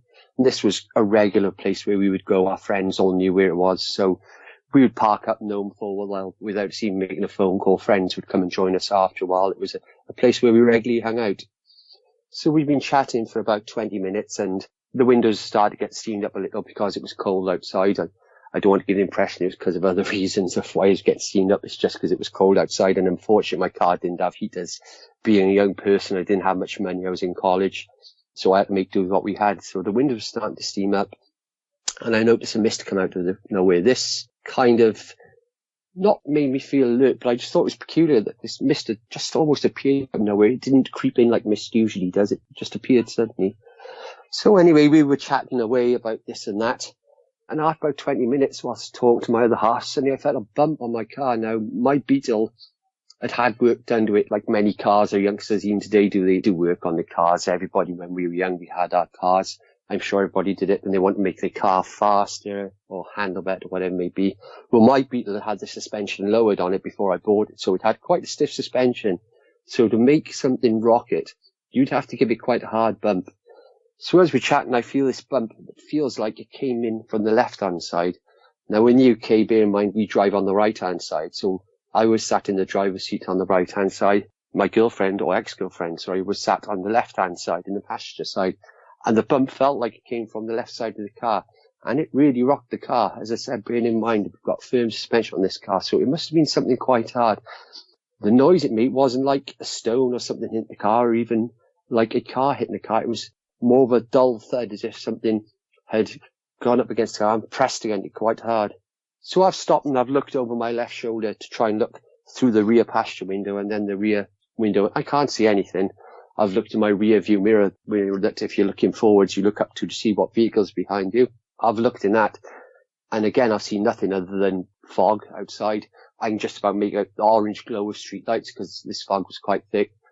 And the next automatic thing for me to do was to look over my right shoulder. I was going to first of all look in the mirror, but as I'm about to turn over my right shoulder, I took a quick glance on my right-hand side to the rear passenger window. And it took a moment or two for me to register what was going on, because I noticed that it was steaming up, or appeared to be steaming, then disappearing quickly, then steaming up and disappearing quickly. Now, this obviously isn't normal actions or normal behaviour for something to happen to a car. The only way I can describe it, and it sounds a bit corny, some people might question it, but the best way I can describe it, Vic, is Jurassic Park, where I don't know which one it's in, but with one of them, there's two children that are in a kitchen and they see a velociraptor come up to the door of the kitchen and you see its breath appearing on the window and it disappears and then it breathes again. Well, that's exactly what I saw, Vic. So whilst I'm struggling with this in my mind, I am questioning it, but bear in mind, this is all happening within the space of a couple of seconds, Vic. That's the context it's happening with. So as thoughts are going through my mind, I'm also moving and slowly coming from my left to my right, looking all within a couple of seconds. So I've seen what I believe is something outside the window breathing, and I can make out a bit of a dark shadow. The next thing I know, I look down to my wing mirror. That's my automatic reaction to look in the outside wing mirror, which enables me to look down the side of the car. And when I looked in that, suddenly reality flipped on its head, Vic. It's hard to convey how I felt. It was panic, but it wasn't a panic where I wanted to get out and run or anything like that. It was a panic, Vic, that was just all consuming. And it's one of the very, very few times in my life, Vic, where I honestly was frozen to the spot. I didn't know what to do. Yes, I was just frozen, Vic. Sorry, I was almost in the moment there, Vic, for a moment, and I almost got lost for words picturing this thing again. I'm used to it in my mind. Even after 20 years, it can still creep up on you, and it takes me back to that moment. Yes, I looked in my rearview mirror, and I was met by, the only thing I can describe it was like a werewolf. I'm laughing because even now when I say it, whilst I know it's real, it's almost unbelievable. I laugh because this shouldn't exist. This shouldn't have been happening. At the time, I didn't laugh. It was absolutely terrifying. So I'm looking out in my rear view mirror to the right, and I met with what I can only describe as looked a bit like a very tall, skinny Alsatian, but it was arching up in the manner of I suppose, almost like a cartoon or a Tim Burton film. When you see the films that Tim Burton has made, when he has cats in them, they always look like they're scared and they have the big arch in their back. Well, this looked like it was arching, almost trying to tuck itself into the side of the car. With hindsight, it was probably trying to make itself appear smaller. I could be wrong, but that's how it looked in my head. I think I've sent some pictures to you, Vic, which are what I felt is the closest thing to what this thing that I saw is. And it was a mix between those. There's a black and white picture that I've sent you. The body looked a lot like that animal or that werewolf in that picture. However, the thing I saw was covered in white hair from head to tail. It did have a tail. I'll explain as I go on now how I knew that. But it was covered from head to toe in white fur that had hints of grey or silver on the tips of it. And just underneath in the chest area, it looked a little darker. Not that it was more grey, but I think it was maybe where it was dirty when you see some dogs and where they've been lying down, if they're white fur and they lie down and moving around eating food. After a while, they start to get that darker fur around their mouth and down their chest, and it looked like that. But the head of this thing was almost elongated, and I think, again, I've sent you a picture for it, Vic, of this white werewolf that I found online, and the head looked almost identical, Vic. The first time I saw this picture, which was, goodness me, about 8 months ago, I just happened to be scanning through the internet, and it was because my other half was watching a film called Underworld. I hadn't seen it, but if I'm honest, she mentioned that Kate Beckinsale was in it. So that's why I started looking for a review to see what it was like. I'd heard of it mentioned, but due to the fact I've got children, I don't get to sit down and watch television much. I'm relegated to the iPad or to books. So I was flicking through and suddenly I saw this picture of this white werewolf, and it was a picture that took me right back to that moment, because it didn't look at me. It appeared like it was looking at an area down in front of my driver's door. But the head on this white werewolf fits the description almost perfectly, other than the fact that its ears were more down on the side of its head. Like it was, how can I put it? It looked a lot like horses. When horses get angry and they drop their ears back when they're about to let you know who's boss and give you a kick you won't forget. Well, that was very much similar to how this thing looked like. Its ears were down. And it was staring at a patch of ground in front of the door, in front of my front wheel. Its legs were very, very long. I could see that it had nails on its feet. The feet, though, looked odd. They looked like the toes were too long. That's the only way I can describe it, Vic. Sorry, I've got no animals over here that I can compare it to, but it looked like the toes were long. They'd been stretched out. And they had what looked like the nails you'd have on a dog, but the sort of nails, if you let it grow and didn't clip it, where a dog's nail would roll under, I suppose, because they curve over. This was almost exaggerated. It was longer and sharpened. First viewing of it, I didn't get to see what the rear looked like because I was just confronted with this head and the back and the feet of this animal. And at the time, that was more than enough for me. Before it did what it did, I was terrified by it, Vic. Oh, I'm sure you were. What time was it when you had your encounter? From what I can recall, Vic, this is running through the situation. I've gone through this in my head at the time. I played this over and over again for 4 months, Vic. I couldn't even go back to this car park. But I've run over this again and again in my head, and over the years I've slowly let it drift to the back of my memories. But then after discovering your show, I've come back to visit it, and it's confirmed to me that I feel, after listening to what people described, that what I saw then has a name, it's Dog Man. But it was about 11 or 10 o'clock. I actually think it's about 10 p.m. Initially I thought it was 11 o'clock at night, Vic. But now I feel it was probably 10 o'clock, because after this, as I'll go on to describe in a bit, that we left the car park and I went to a friend who, he owned a pub in Usk, and we went back there because we were so shook up I had to go and sit down and get myself together. I was in a bit of a state, to be honest with you, Vic. I continued looking at this thing, Vic. I'm trying to figure out in my head now at this point what it is, because what I'm seeing shouldn't exist. As I've already said, Vic, these are thoughts that go through our head. As any person knows, you can have a cluster of thoughts that pass by within a second. So these thoughts are racing through my head. What is it? And as it did that, it started to raise its head up, which is how I had a good look. I noticed its mouth was only open a little bit. I've heard some people describe how they've growled or how they're baring their teeth. Well, in all honesty, Vic, I can't say, because it had its mouth open a bit and I could almost make out teeth. But I've got a dog, a husky called Maya, and sometimes when she's sitting, her mouth will open slightly, like she's about to begin panting. The tip of her tongue sticks out, but she doesn't quite start panting. That's what it appeared to do. It's hard for me to put my finger on what it was doing, Vic. It looked very threatening, but I don't know if it was feeling like it wanted to be threatening or if it felt threatened, because I hadn't made eye contact with it. And I don't think it made eye contact with me at this point. I felt that it wasn't aware that I was looking at it. So I'm looking at this thing, and as it raises its head up, it starts sniffing the side of my door. And this then, whilst I was terrified, it went up another level. Inside, I was screaming. I wanted to get out. I didn't look at my girlfriend at this point. I didn't do anything because much as it was terrifying me. I now understand through the type of job I've done and my work, and you get things like audio exclusion, visual exclusion. You get fixed on a pointer on something. There's studies that show, Vic, that when a person or a human being is shown a threat, i.e. a gun points at you, many people say they just looked at the tip of the gun. And that is your instinct, the fight or flight coming in, where you focus on what the threat is. And this is what I was doing, Vic. I was just focused right on this face, thinking, oh my goodness. And it started raising up, and it was now sniffing the door. So I'm thinking, oh my God, is it smelling me? Can it smell my other half? Why is it sniffing the door? And it started to sniffle on the handle. And as I'm sure you can imagine, with every movement and every bit of sniffing that it's done, I'm getting more and more terrified. If it was possible for that to happen, I was getting more and more terrified. So it started sniffing the handle, and I'm thinking, my goodness, this thing's going to look up and notice me in a minute. What am I going to do? And this is all thoughts racing through my head. But it didn't look at me. I don't know why. I don't know what it's doing, but just suddenly turned around.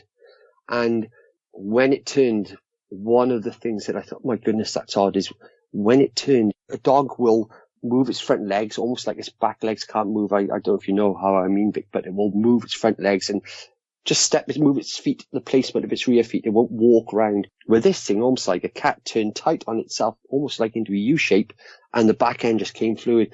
And even though it was so large, it did all this without any part of it, or from what I could see, exposing itself past the end of my car. So it almost doubled back on itself in a very fluid motion, almost like a snake would. I don't know why. I couldn't hear or see anything. Again, it could have been where I was so terrified, and the audio exclusion that you can get when you're terrified. Sometimes you can lose your hearing because of adrenaline. And I don't know if it was that, but I didn't hear or see anything. And I did look up briefly.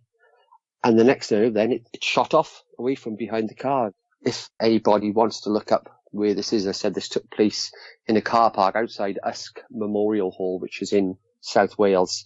If you came off Usk Mayport Street and looked for Usk Memorial Hall, I think I've given you some pictures, Vic. In the one close-up picture, you'll see there's a Land Rover Discovery outside the hall, a white Land Rover Discovery.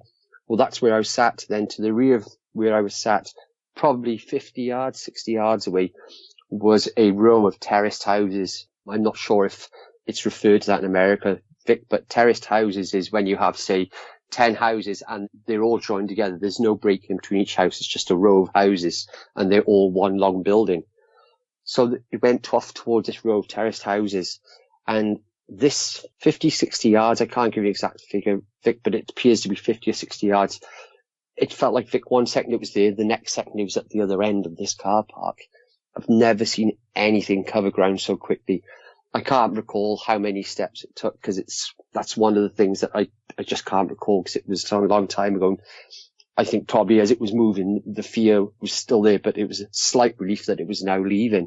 But it covered this ground in the blink of an eye. It was unbelievably quick. I've seen whippets, very fast dogs. I've some experience around horses and riding horses, but I've never seen anything move as fast as it did. As it got to the end of this car park, even though it's tarmac and concrete in this car park, the base of it is, there was a lot of chippings and gravel on it as well. If you were looking out of the back of my car, stood outside my car, facing the rear of my car, looking at this row of houses, it ran off to the right-hand side. This row of houses, you've got a right and a left. And in front of these houses, there were probably 8 to 10 cars parked, very much like in the photo that I sent you, Vic. But obviously it was night time. The rest of the car park was empty. But these cars that were parked there were for the residents, the people that live in the houses. They parked their cars in this car park. And if my memory serves me correct, it says reserved for, and whichever house number it is.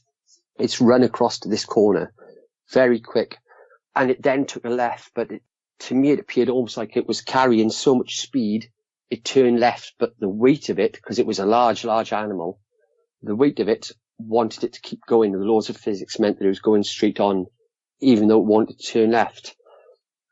But as it did turn left, I noticed its back legs were skipping out, and rather where a dog would use its front legs to pull in, suddenly it just raised up, Vic. And that's, I can't, I'm a bit stumbling for words even now, Vic. I don't know how to describe how I felt, but I've never seen anything like it. I was scared enough as it was by what I was seeing.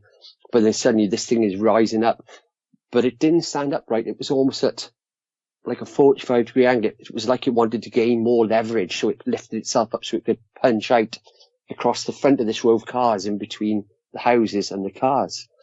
But his front legs came right up, and it almost tucked its arms up in only the manner, the only thing that I can think to mind, Vic, that would describe it is in the way that almost like a T-Rex, its arms suddenly became shortened and it pulled them in tight. And it did this turn and dug right in. And rather than its legs sliding, it just dug in and launched itself across the front of these houses and behind these cars. So I lost sight of it, but I could see some movement. And this was from the street lights. We've got orange street lights over here.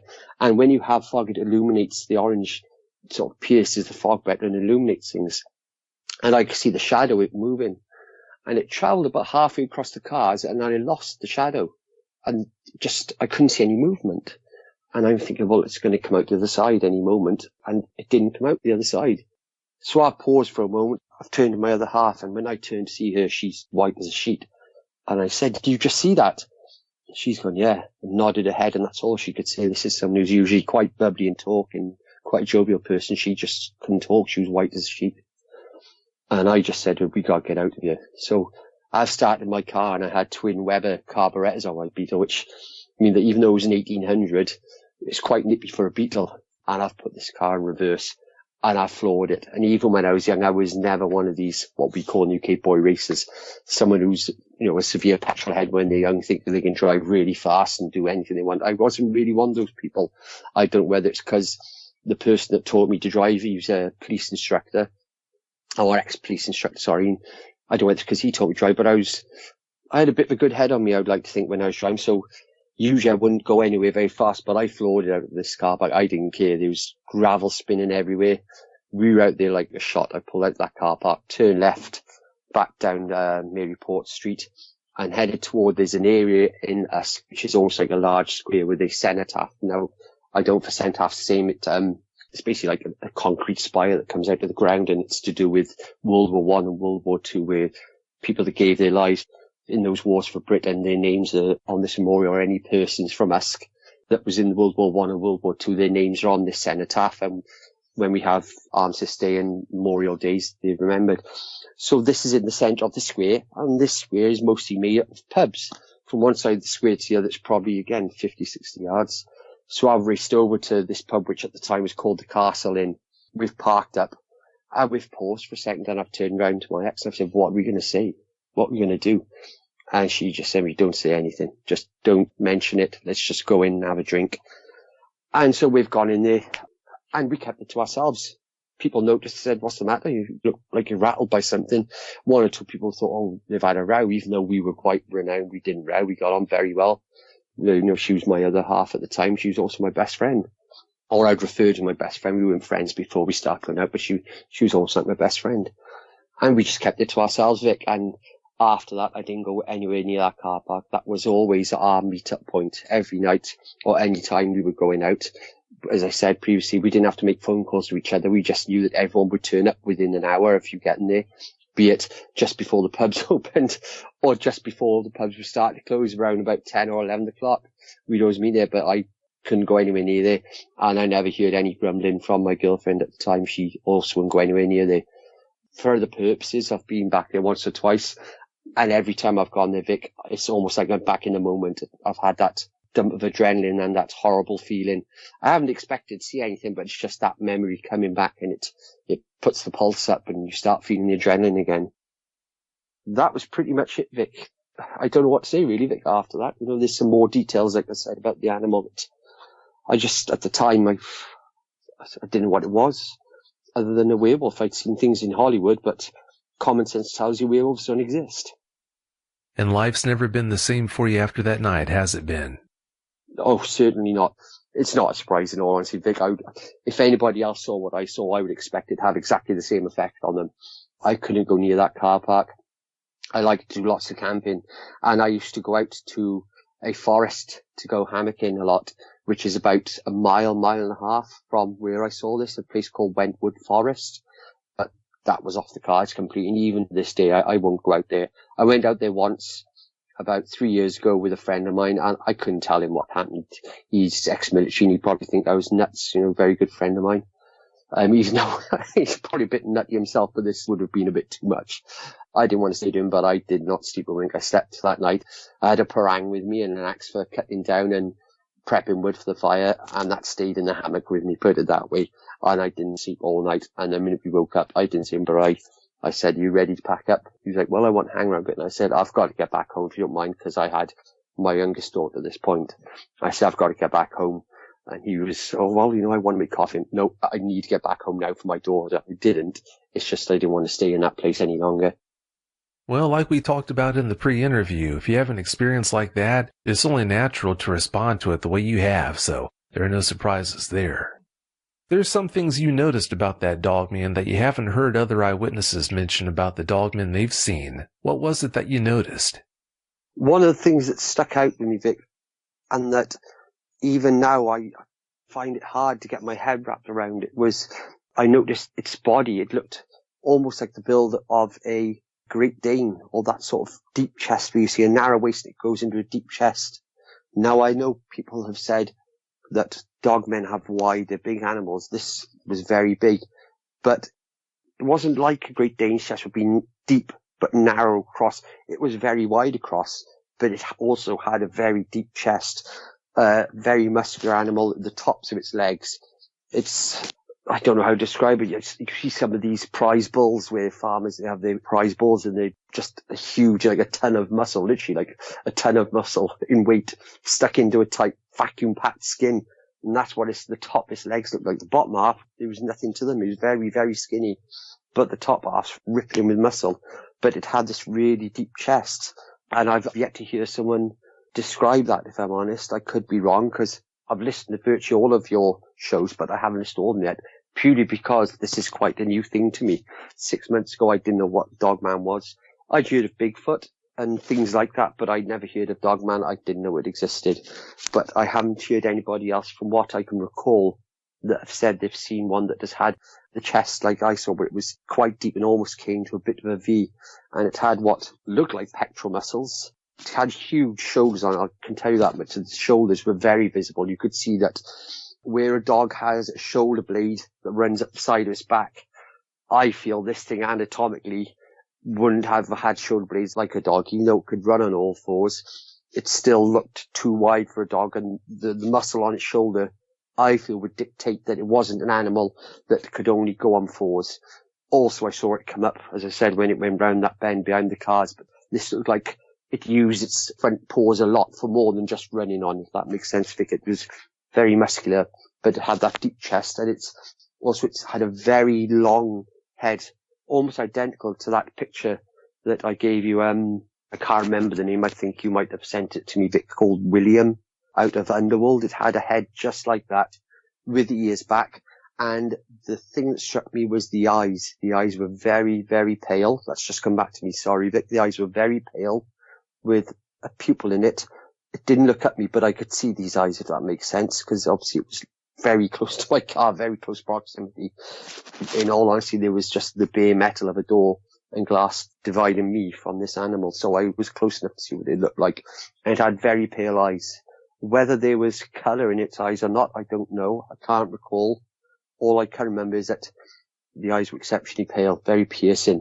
They didn't have the amber that lots of people described. To me, it looked almost like it was like a ice blue colour or totally white. I can't tell you if it was one or the other, but it was so light that to me it didn't look like it had an iris.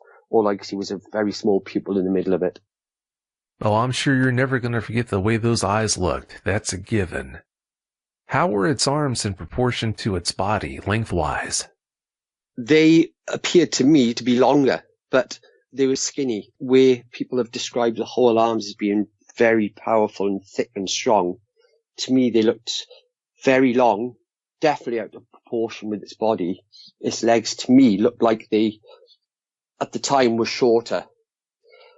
It's hard to describe this thing unless you saw it. It's one of those things that's very hard to describe, but it appeared when it moves, when it's reared up on its back legs. Its arms, whilst they were longer, to me, they were very skinny on the front. There was no forearm there. Its paws weren't paws that I was used to seeing. It wasn't fingers either. I don't know how to describe it, Vic. It was like paws that were stretched out, but then it went up into what looked more like a more muscular upper part of the arm. And then when it got to the top of the shoulders, they were huge. They were really, really big and muscular. And the back legs at the top were very, very muscular and thick. But then once it got to essentially what a dog's leg would go to a knee, then it went very, very skinny all the way down. I can only imagine what that experience must have been like for you.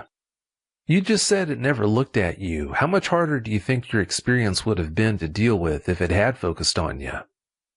Much worse, Vic. I can say this from the work that I've done.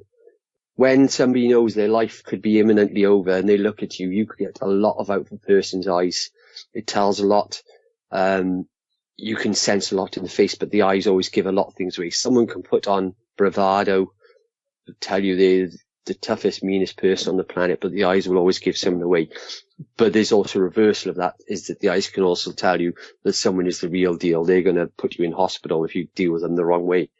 And this thing, just by what I've already described, if it looked to me, I'm sure it would be much worse, because then the personal connection would have been here. It had seen me, I would have seen it. And I think that would have been a heck of a lot worse. I think I would have had a lot worse nightmares. I had lots of nightmares as it was about it.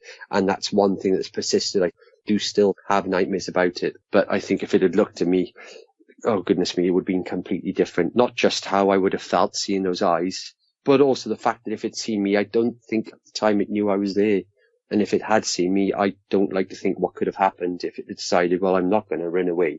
I'm going to have a look at you and use you as a Mars bar or as a snack. For the reasons you just mentioned, I'm so glad it didn't look at you. Like you said, it might have thought you looked delicious or something. I wouldn't say delicious, because I'm not exactly the most good-looking guy. But it's food nonetheless. When you're hungry, you'll eat anything. No, I get your point. That makes sense. Did you have any food in your car at the time or anything else that might have drawn it to you? I hadn't thought about this, Vic, until you mentioned it in the pre-interview. I used to have these things, you can get these things called Magic Tree air fresheners. I don't know if you have them in the States, but they're quite cheap and they're just these little tree-shaped air fresheners you hang in the cars. Well, I used to have, because this was an old Beetle, and anybody that's had a Beetle will tell you you've got heat exchangers on the floor with little handles, which is essentially the Beetle's version of heating. Well, mine had been welded up. Unfortunately, that meant that a lot of fumes from the engine came into the car. So sometimes it could get a bit interesting when that lead filled the car. So I bought these Magic Trees, so my car would always smell very strongly of vanilla. Now, I don't know if that caused it too, because the doors were closed and it had a good seal. I'd had the seals renewed on it. So the doors, when they closed tightly. But at the same time, if this thing had the same sense of smell as a dog, well then, I don't know what we'd be dealing with. It could have smelt it. But other than that, Vic, I don't recall there ever being any food in the car. No, I can't recall anything, just the vanilla air fresheners. But then, to me, that smelled nice. I don't know how a dog would smell it. I would assume from the length of its muzzle, its nasal cavities would be huge. So going off what dogs are like, this probably would have had exactly the same sense of smell, if not better. It sure sounds to me like something had drawn it to the car that it smelled and was curious about, but I guess we can't read their minds and we'll never know for sure on that. When it was sniffing at the seam where your car door met the body, could you hear it sniffing or only see that it was sniffing? I could only see. I couldn't hear it, Vic. Thankfully, that's a good thing, because I'd had fairly new seals put in the door and the window was up. I couldn't hear anything. I could just see it sniffing. This was very clear. As anybody that's seen a dog, you can see the tips on their nose flares as they're smelling something. And the tip of this thing's nose was flaring as it was sniffing, going up the seam of my car, with the door closed. It was smelling that. And then when it got to the handle, it seemed to pause, and it looked, I'm going off where the nose was flaring, the nose would flare for longer, like it was almost sucking the air in and trying to taste it off the handle. But other than that, it would be a guess, Vic. That's okay. Yeah, I don't want you to guess. Who got a better look at it, you or your ex? Oh, definitely me, which in some ways I think is a good thing. In other ways, I think that's a bad thing because, as I said, this thing is stuck in my head, and even now, 20 years later, it comes to visit me occasionally at night in my head. My other half at the time, I'm still friends with them, and she is a wonderful person. I won't go into it too much because obviously I haven't spoken to her recently and she's not with us going on, Vic, so I don't want to give too much away about her. But she, at the time, was always a very bubbly person, very, very intelligent. She almost went to Oxford University. She actually had an interview for Oxford University and was offered a place, and she turned it down because she, I shouldn't say this, but she felt it was a bit snobby, the Oxford University. So she went to a different university, which I won't mention because I don't want to give away personal details of her. But yes, it was definitely me, Vic. Unfortunately, I'm the one that had a much better look than what she did. Which one of you seemed to have a harder time dealing with that experience? I think it was probably me, Vic, judging off how we were when we went back to the pub. I was very lost for words, and I'm not usually a person that struggles with conversations. I'm not in anybody's face, but I would like to think that I'm a positive, bubbly person, that I'm quite easygoing, and I'll happily chat with any person I meet in the street. I'll chat with someone, and if I go anywhere, I'm happy to sit down and speak to a stranger and have an in-depth conversation. But I was lost for words when we got back. It's the only time I really talked about it that at the time was when we got back to the pub, and I asked, what do we do? And that was, I think that was more of a pleading question for my heart, because my brains were just working on instinct. I was probably operating off instinct because I was really struggling with it, Vic. Now I understand how the brain works under stressful and fearful situations, but I wasn't aware of it at the time, and I really struggled with it, Vic. After that, as time progressed on, she didn't really mention, she said she had some nightmares about it, but after we stopped going to the car park, it was something that we didn't really discuss. Upon her request, she said that it scared her too much talking about it. So after, I think, about 3 or 4 weeks, she asked, could we stop talking about it, because she was finding it very hard to deal with, because she was from Usk herself. Whilst I wasn't from Usk, she didn't live too far away from this happened, and I'm not talking 10 or 20 miles. I'm talking here in hundreds of meters. She lived only a couple of hundred meters from where this happened. So under her request, we stopped talking about it, and that was the last that was discussed. Yeah, if she lived that close to where you saw that dog, man, I could understand why she'd want to put that out of mind. Did you ever go back to try and find out if anyone in those homes might have seen that dog man when it was next to your car that night? No, I didn't, Vic. No, if I'm honest with you. It was too hard for me to go back there. As I said, we avoided the place for, I think it was about 4 or 5 months. Even though she lived quite nearby, you could access where she lived. If you drove off a main road, essentially you would take a left, and she lived in a large U-shaped set of houses. I won't give the name of the street she lived in. It wasn't too far from there. I used to turn left into her street, pull up outside her house, and then come out through the bottom exit onto the main road. She even stopped me doing that. She wanted me to pull onto her drive and reverse out and go back out the way I came in, so we didn't have to go past this Memorial Hall place. Well, I can understand her wanting to avoid the area. That only makes sense. When you read comments on shows I've aired where listeners talk about going out looking for dogmen with guns that make them feel safe, you take exception to that. Please expand on that for us. You'll have to excuse me for giggling about it, Vic, and I really hope I don't offend anyone, but like some other people that you've had on the show, Vic, I'm experiencing what different guns can do. I know what caliber weapons will stop a car engine. I know what caliber weapons will take out a boat engine. So I know enough to know about what things can do. I'm from deer stalking, that sort of thing. Anybody that's going to do that, it would be very foolhardy. I personally feel, and I could be wrong, because this is like anybody else, this is a lot of it's guesswork, Vic. But I'm pretty sure from dealing with different animals, seeing how they drop down persons, vehicles, you go after this thing, it's only going to end one way. And if you get out of it, there's going to be a few exceptions to the rule, as there always is. But I can pretty much guarantee you, probably 99% of the time, if you do get away from it, it's not because you made the right decision or you had a good tactics plan. It's just because it let you get away. Don't go out there. Don't go looking for it. The one thing I've got to say, Vic, is I'm completely and utterly baffled by people that go out not armed at all. If you were going to go out, you'd have to have some really serious heavy duty hardware with you. You know, I'm talking not literally, but I would say you'd have to go out with howitzers. not literally, but a very large caliber gun, big things.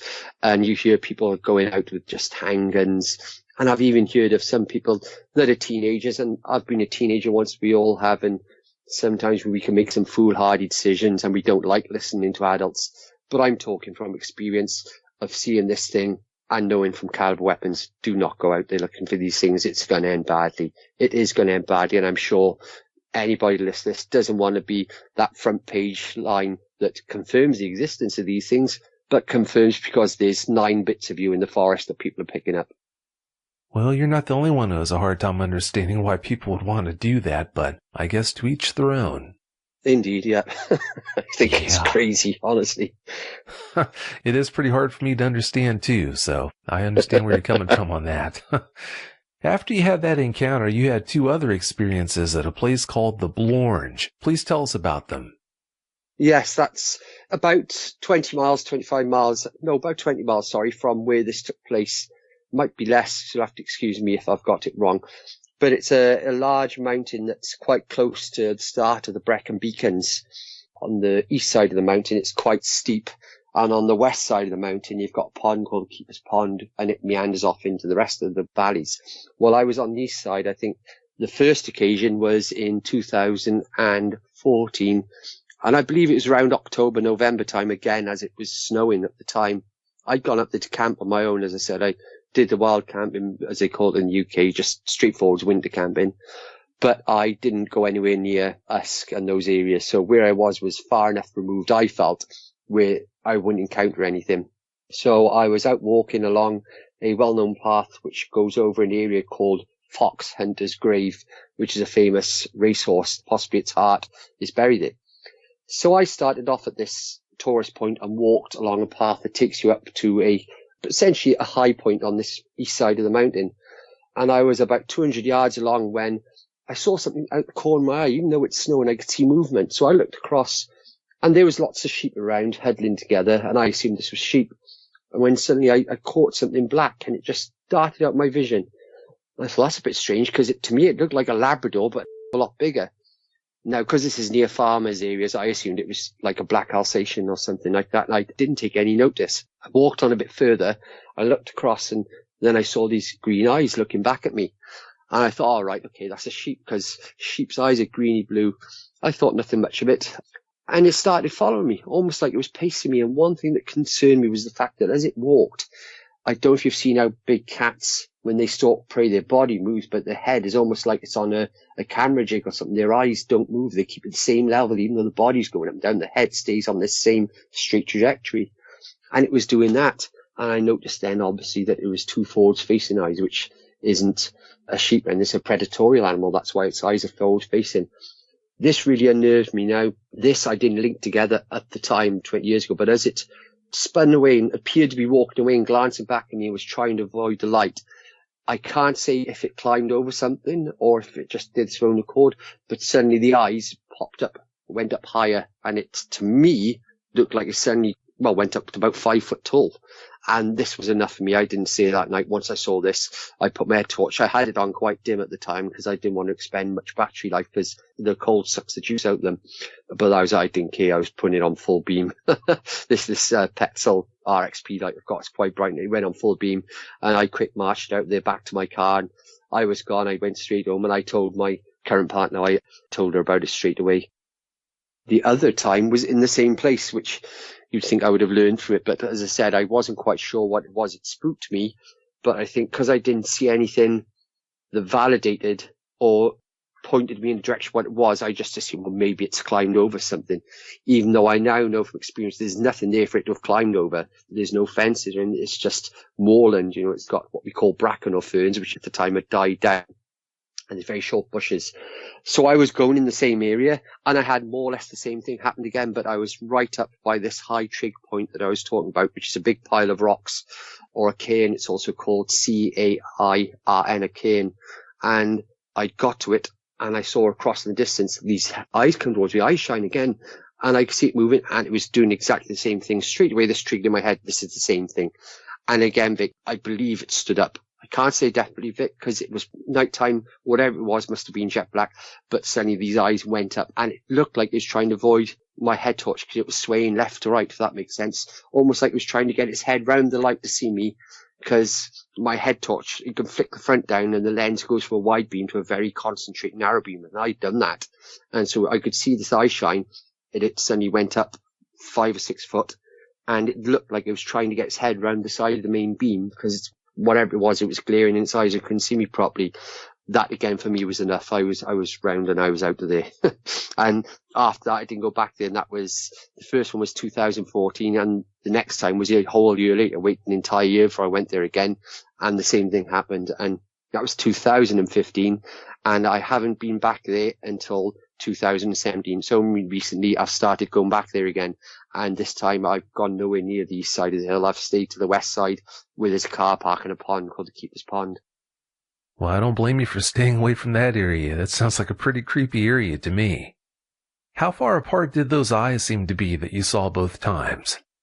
The first time, Vic, it looked almost like a sheep, but a bit wider.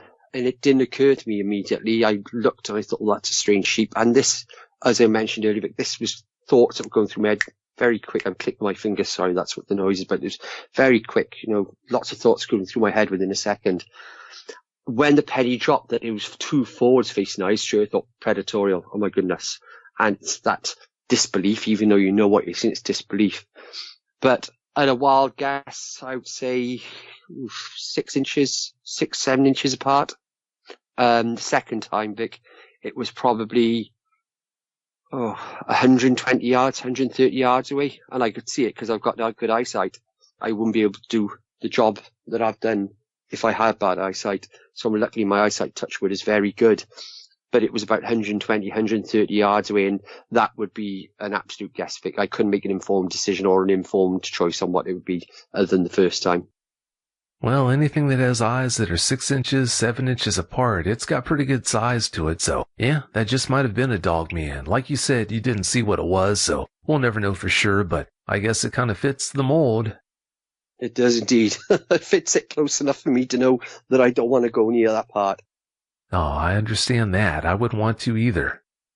After those 2 experiences, you had another one at a place called Keeper's Pond. What's the story behind that experience? Some people are probably going to think, crikey, this guy doesn't learn or doesn't give up. But this, again, is on the same mountain or in the same area. As I previously mentioned, you've got on this Blorange mountain, you've got an east side and a west side. And on the west side, you've got a road that goes from a town called Blaenavon and goes over the top of the mountain and drops down into a town called Abergavenny. Well, this Keeper's Pond is on the top of the mountain. There's a car park that you can park in. And I was camped 20 or 30 yards away from it because I like my wild camp and I find it helps me decompress and de-stress. So I went up there, and this time I took my dog. I've got a husky, and she's from a working line. She's a rescue dog, but I was told by a vet that I take to who breeds huskies that she is a husky. She's not a Malamute. She's just a very, very big husky. So me and Maya went out with my tent. I got up there and I set my tent up, and I was just calming down for the night. I'm a late person going to bed. I'm a bit of a night owl. So I think it was about 1 o'clock in the morning. Maya suddenly picked her head up. I was reading a book, actually, on the thing. I've got a Kobo, which is like a Kindle, and I was reading that. And then suddenly I saw her ears pop up. She was half awake. Her ears lifted up a bit. And then she sat up. So I've turned around and said, Maya, what's the problem? And then suddenly she's almost tried to inflate herself up. All her hair has gone up. Her nose has started lifting up. And the next thing I know, she's growling, which isn't like her at all. She's quite a relaxed dog. The only time I've ever seen her get quite angry is if someone goes towards my girls quite fast and she doesn't know who they are. So I thought, my goodness, this is awfully strange. Sorry, Vic, what I forgot to include at this point is this car park. By this point, 2 or 3 camper vans had pulled in from people who I assume were touring the country. I noticed one had an England badge on it, and they pulled up in the far end of the car park. This was about an hour before I settled down, so they pulled in at about midnight, and this was about 1 o'clock when this happened. So Marge stood up and was starting to growl. Now me, not thinking, this is going to be anything scary or bad. I've just got out of my tent and brought Maya out with me, and she's walked out on my side. And initially I couldn't see anything. I looked across to my right and I could see that there was a very dim light on in this camper van that was parked at the far end of the car park facing the same direction that I was looking. And I couldn't see much, but Maya was now starting to growl more, but was pushing herself up against me. Now she does this when she's uncertain of something. If she spots something she doesn't like, but she's semi-nervous. It's almost like a child would hold your hand to feel more confident. Well, she pushes herself up against me to feel more confident. So I thought, right, okay, something's not right. I better go and get a torch. So I've gone and got my head torch. I've put that on. Same head torch again, as I mentioned previously. It's got the flip down light on this Petzl Myo RXP, it's called. And so I've flicked the lens down to put it on the concentrated beam because that goes a lot further. I've put the light on to see what she's growling at. This pond is about 150 to 200 meters long by about 60 meters wide. And at the far end of the pond, there's a path that comes all the way along the right side of the pond. You know, I'm at the right-hand side of the pond, and the pond's going off to my left, and then the mountain drops further down. And there's a path, and I can see exactly the same eyes again glowing, or I say the same eyes, but some eyes glowing, and they're coming along the path. And I thought, okay, it's a dog or something. Dog man, that's the last thing went into my head. I didn't think of that. And it's coming along, and I'm glancing at it. I'm looking back, and Maya's going from growling angry. Her growl's going down as she's pushing more and more against me. And then she decided to come between my legs. Now, she's a big dog, and if she comes between my legs, it almost lifts me up a bit.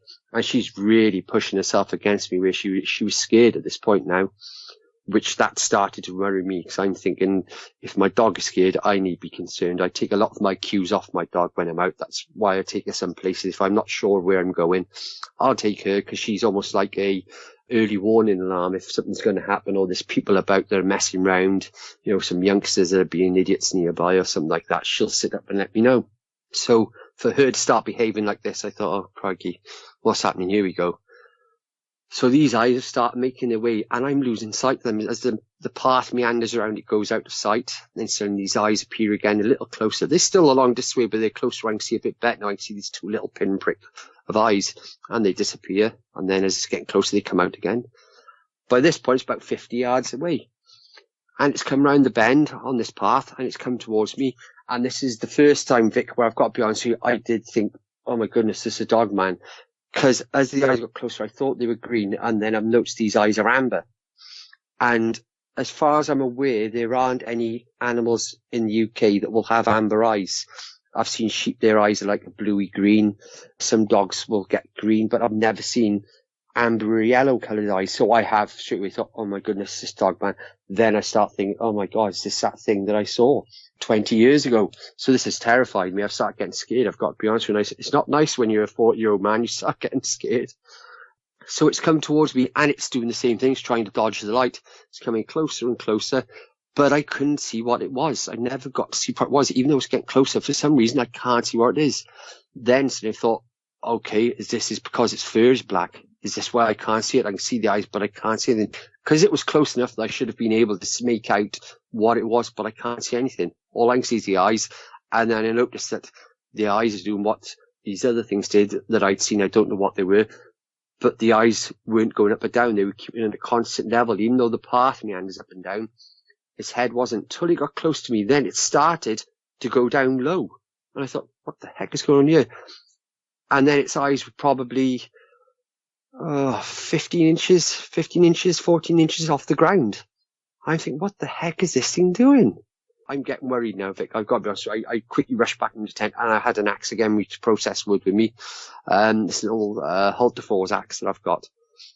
So I've got that, man. I think, oh my gosh, what's going to happen here? And Maya, by which point, has gone into the tent and won't come out of the tent, no matter what. So I'm saying, Maya, come on, come here, Maya, come here. And she doesn't want to know. She knows better. It's got a bit closer, and it's down low, and it's moving round. And this is generally scaring me by this point, or my heart rate's starting to go up. So I'm thinking, oh, please God, don't be what I think it is. And the other time you're saying, oh, it's just a sheep misbehaving. It's a sheep that's ill and it's stumbling round, or it's this or it's that. I don't want to think it is what I'm starting to think it is. And then suddenly it appeared like it almost stood up, went up very, very high, and it turned, and you could see where it turned its eyes. You could see, it's hard to describe it, but I'm sure people understand. You can make out when eye shine, it turns, and suddenly it's turned and has gone to the right. And I've seen the shape of something very big bound off, and it's looked like, if I'm honest, it looked like it was stood up. It was tall, and it sort of, this black mass went down lower and disappeared off over the moors. So as I've seen this thing disappear off this black mass, I'm terrified. I've breathed a slight sigh of relief. So I've gone back to my tent and I'm talking to my dog, smoothing her, trying to calm her down, saying, come on, Maya, calm down. She's physically shaking. And I have never seen any dog do that ever, not just Maya, my husky. I've had Labradors most of my life. I've never seen Labradors shaking through fear. She was terrified, and she's a tough old girl, fair play to Maya. She doesn't get rattled by things. As I've done that, I've heard a door slam. So I've looked over the top of my tent and I can see this bearded chap, about in his probably late 20s, early 30s, walking from this camper van that was parked up. And he's walking towards me and he stops and I see him sort of half giggling to himself because my head torch is pointing on him. And I think, what's this guy doing? And he started walking towards me a bit more and he stopped and he's shaking his head. And then he's come over to my tent. He's got about probably 10, 15 yards from my tent. He's gone, all right. I said, yeah, I'm all right. He said, can I have a word a minute, please? I've said, yeah, sure, if you want to. He said, have you just seen what I've seen? I said, what do you mean? He said, did you just see what I see? I saw you looking at something. Do you just see what I saw? I said, well, I don't know. Tell me what you saw and I'll tell you if it's what I saw. He said, well, you're going to think I'm nuts, mate. He said, but I could have sworn I just saw a big black wolf. I said, I can't remember my exact words, but it was something on the lines of, really? And he was angry. He said, yes, mate. He said, I saw it come over the top of the mountain. He said, because I've got to be honest with you, Vic, I hope I don't offend people by saying this, but he said, I was sat in the van, I was smoking a spliff. He said, and I'm sat there relaxed, and I see this thing come down the mountain. He said, and to me, mate, it was stalking you. He said, I could see it looking at you, and it came down low. He said, and it was almost like it was someone sniping along on their stomach. He said, as it turned, he said, it looked like a wolf to me. Even though he was stuttering and saying these words, Vic, I could understand where he was coming from because he was asking me things that in his head he was probably thinking, well, this is impossible, and he was hesitating. But personally, I feel, Vic, that he didn't tell me everything. I think he had more to say, but there was probably that aspect in his head that he was thinking, this is too crazy. If I say this to this guy, he's going to think I'm an absolute lunatic or something. It sounds to me like that man got a better look at that dog man than you did, or whatever it was in the dark that night. Yes, he did, Vic, yes. As I said, I don't want to say it was definitely this or that because I didn't get a good look yet again, but I feel that he was definitely holding back, Vic. He wasn't telling me the whole picture. How high did its eyes seem to be off the ground before it crouched? Where the keeper's pond is, it's got a path that meanders round down the side of it, and there's steep banks that go straight up from this path, which then goes on to the moorland, and these banks are about 10 foot tall, so I could have something to gauge from, and it's a guess, but it's an informed guess, if that makes sense, Vic, but I would say probably looking around the 7 foot mark. Ooh, that's pretty high. Yeah, that definitely cuts down on the possibilities of what it might have been that night. You had an interesting conversation with a man 2 weeks ago. What did he have to say that was so unusual? Yes, I'd been to Abergavenny for some chores that I had to do out there, and I'd driven up from Abergavenny over the top of this mountain. Part of it is the Blorange. And I'd driven up to use a country lane where I needed to cut down into another village, and this road coming up from this village up onto the top of the mountain, it's a one-track road, which basically means it's only wide enough for one car. It's an old road that was built before vehicles were so big, so it's designed just for one car, or I don't know, horse and cart years ago to be pulled up. And you have little bits where it goes wider, and these are called passing points, which is just about big enough for a car or truck to pull into, so the hill can get past you. So I've pulled into this passing point, and as I'm pulling in, I've noticed there's lights and movement a bit further down the road, and this road is well known for people who steal cars, called joyriders. They'll take cars and they'll tear around until the engine's about to blow, and they're taking down this path, and then they'll start fire to them. So I can see all this movement and lights going on, and this chap took quite some time to come up in his car. As he's pulled alongside me, I've said hello to him, and I asked him, what's going on down there? Is there anything to be concerned about? And we got chatting. And I don't remember how, but somehow the subject, we've been chatting for quite some time actually, even though we didn't know each other, got on the subject of big cats, and we were talking about that, which I can't remember off the top of my head, sorry, Vic, of how we got onto it, but we were chatting about big cats. And then after a bit of a while, I don't know whether maybe he just wanted to get off his chest or if it's because he felt he could trust me, but suddenly up nowhere he said, yeah, I'm a farmer and I live on Llanelli Hill, which is an area quite close to where I was. And he said, yeah, I've had 3 or 4 cows recently attacked. And I said, what do you mean attacked? He paused for a bit, and I think he was weighing up whether or not to tell me. And he said, yeah, possibly by a big cat or something anyway. And I said, what do you mean by something? Because I wanted him to elaborate. And there was a pause.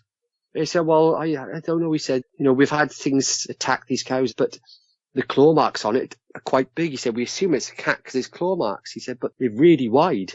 He said, and one of the marks from one cow went from its front shoulders along its back, right way down its rear hind. And he said, I can't really think of something that would do that. But the entire time I was talking, especially at this point here, it felt like he wanted to say more. When you look at someone, you could see they're weighing up whether or not they want to say more. And I got the impression that he wanted to say more to me. But we ended the conversation there and he went on his way. Well, I'm one of these guys, Vic, that if I hear something like that or something of interest, whilst I'm not a skeptic, I like to try and find some stuff out on my own to see if it's true or not. And I felt he was telling me the truth. I didn't want to look like an idiot. So I went and asked some friends that I've got in the area, or 2 people that are farmers in that area who I know. And lo and behold, they said the same thing. They knew of what had happened and they'd had some other occasions where things had happened. And I didn't want to say to them, but through some bits of work that I had to do at one point, I was called up to that area in my old job to deal with reports of big cats. But the reports were either big cats or something. Now, the people that gave us the information, these are the sort of people, they won't do guesswork. When they pass information on, they're going to be specific. That's their job. And they said to us, it is big cats or something, which to me, being experienced enough and to read between the lines, they say something, that means we think it's big cats, but it's not, and we don't know what it is.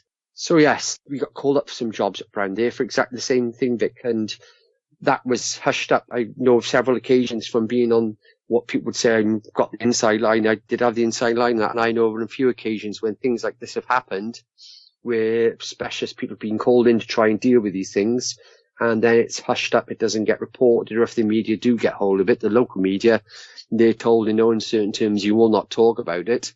And if they decide to get a bit bolshy, they'll say, well, look, you can talk about it if you want, but who are they going to believe? And we'll also stop giving you any of this information that we've given you about jobs that we've done and all these headlines from different things that they're involved in. They'll stop giving them the information, so they then have them over a barrel because they're a local newspaper. Their main source is the persons that they get this information from, or this group of people that do a certain type of work.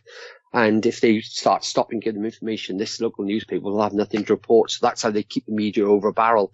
And it's been hushed up on several occasions. The public aren't aware of it. But I know you have some people on your shows and they'll discuss it in the comments like, oh, inside people and everything. I'm privileged in that sense. Not very inside, but I do have some of the inside line. And I know things like this in this area are kept very quiet on purpose. And it is because they don't want to worry the public or panic people. A lot of this area relies on tourism. There's farmers, that want to put their animals out to pasture to feed.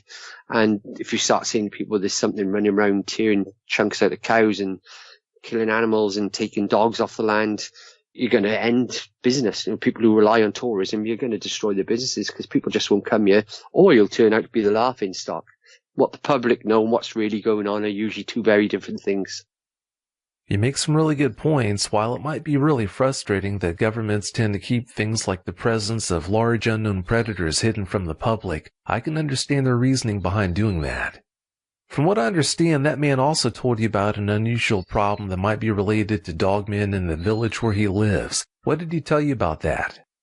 Yes, there's not only the problem of the cows, but there's also problems with sheep being taken, dogs have been taken, cats have been taken, which on its own wouldn't seem like a problem, Vic.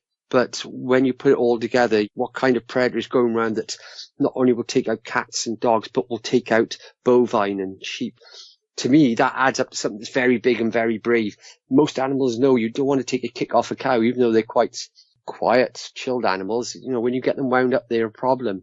And as I said previously, off this chap that I met that lives on Llanelli Hill, what he described is these scratch marks were going from the front end of a cow down to the back end, and it wasn't on the side, it was on the top, like something that grabbed over it from the top and tried to grab over it from behind, and they clawed this thing all the way down. But yes, the long short was, Vic, I learned that all sorts of animals are going missing, and I think people are semi-scared about it, but don't want to go to the police or anybody about it, Vic. Well, I feel for the people. I can definitely understand why they wouldn't go to the police, though. That does make sense. And from the way you described the damage to that cow, it sounds to me like it's either a big cat or a dog man. You don't have large predators in Britain, so it really does cut down the possibilities on what it might have been. All right, Flynn, it's about time for us to get out of here, but before we do you have any closing comments you'd like to share?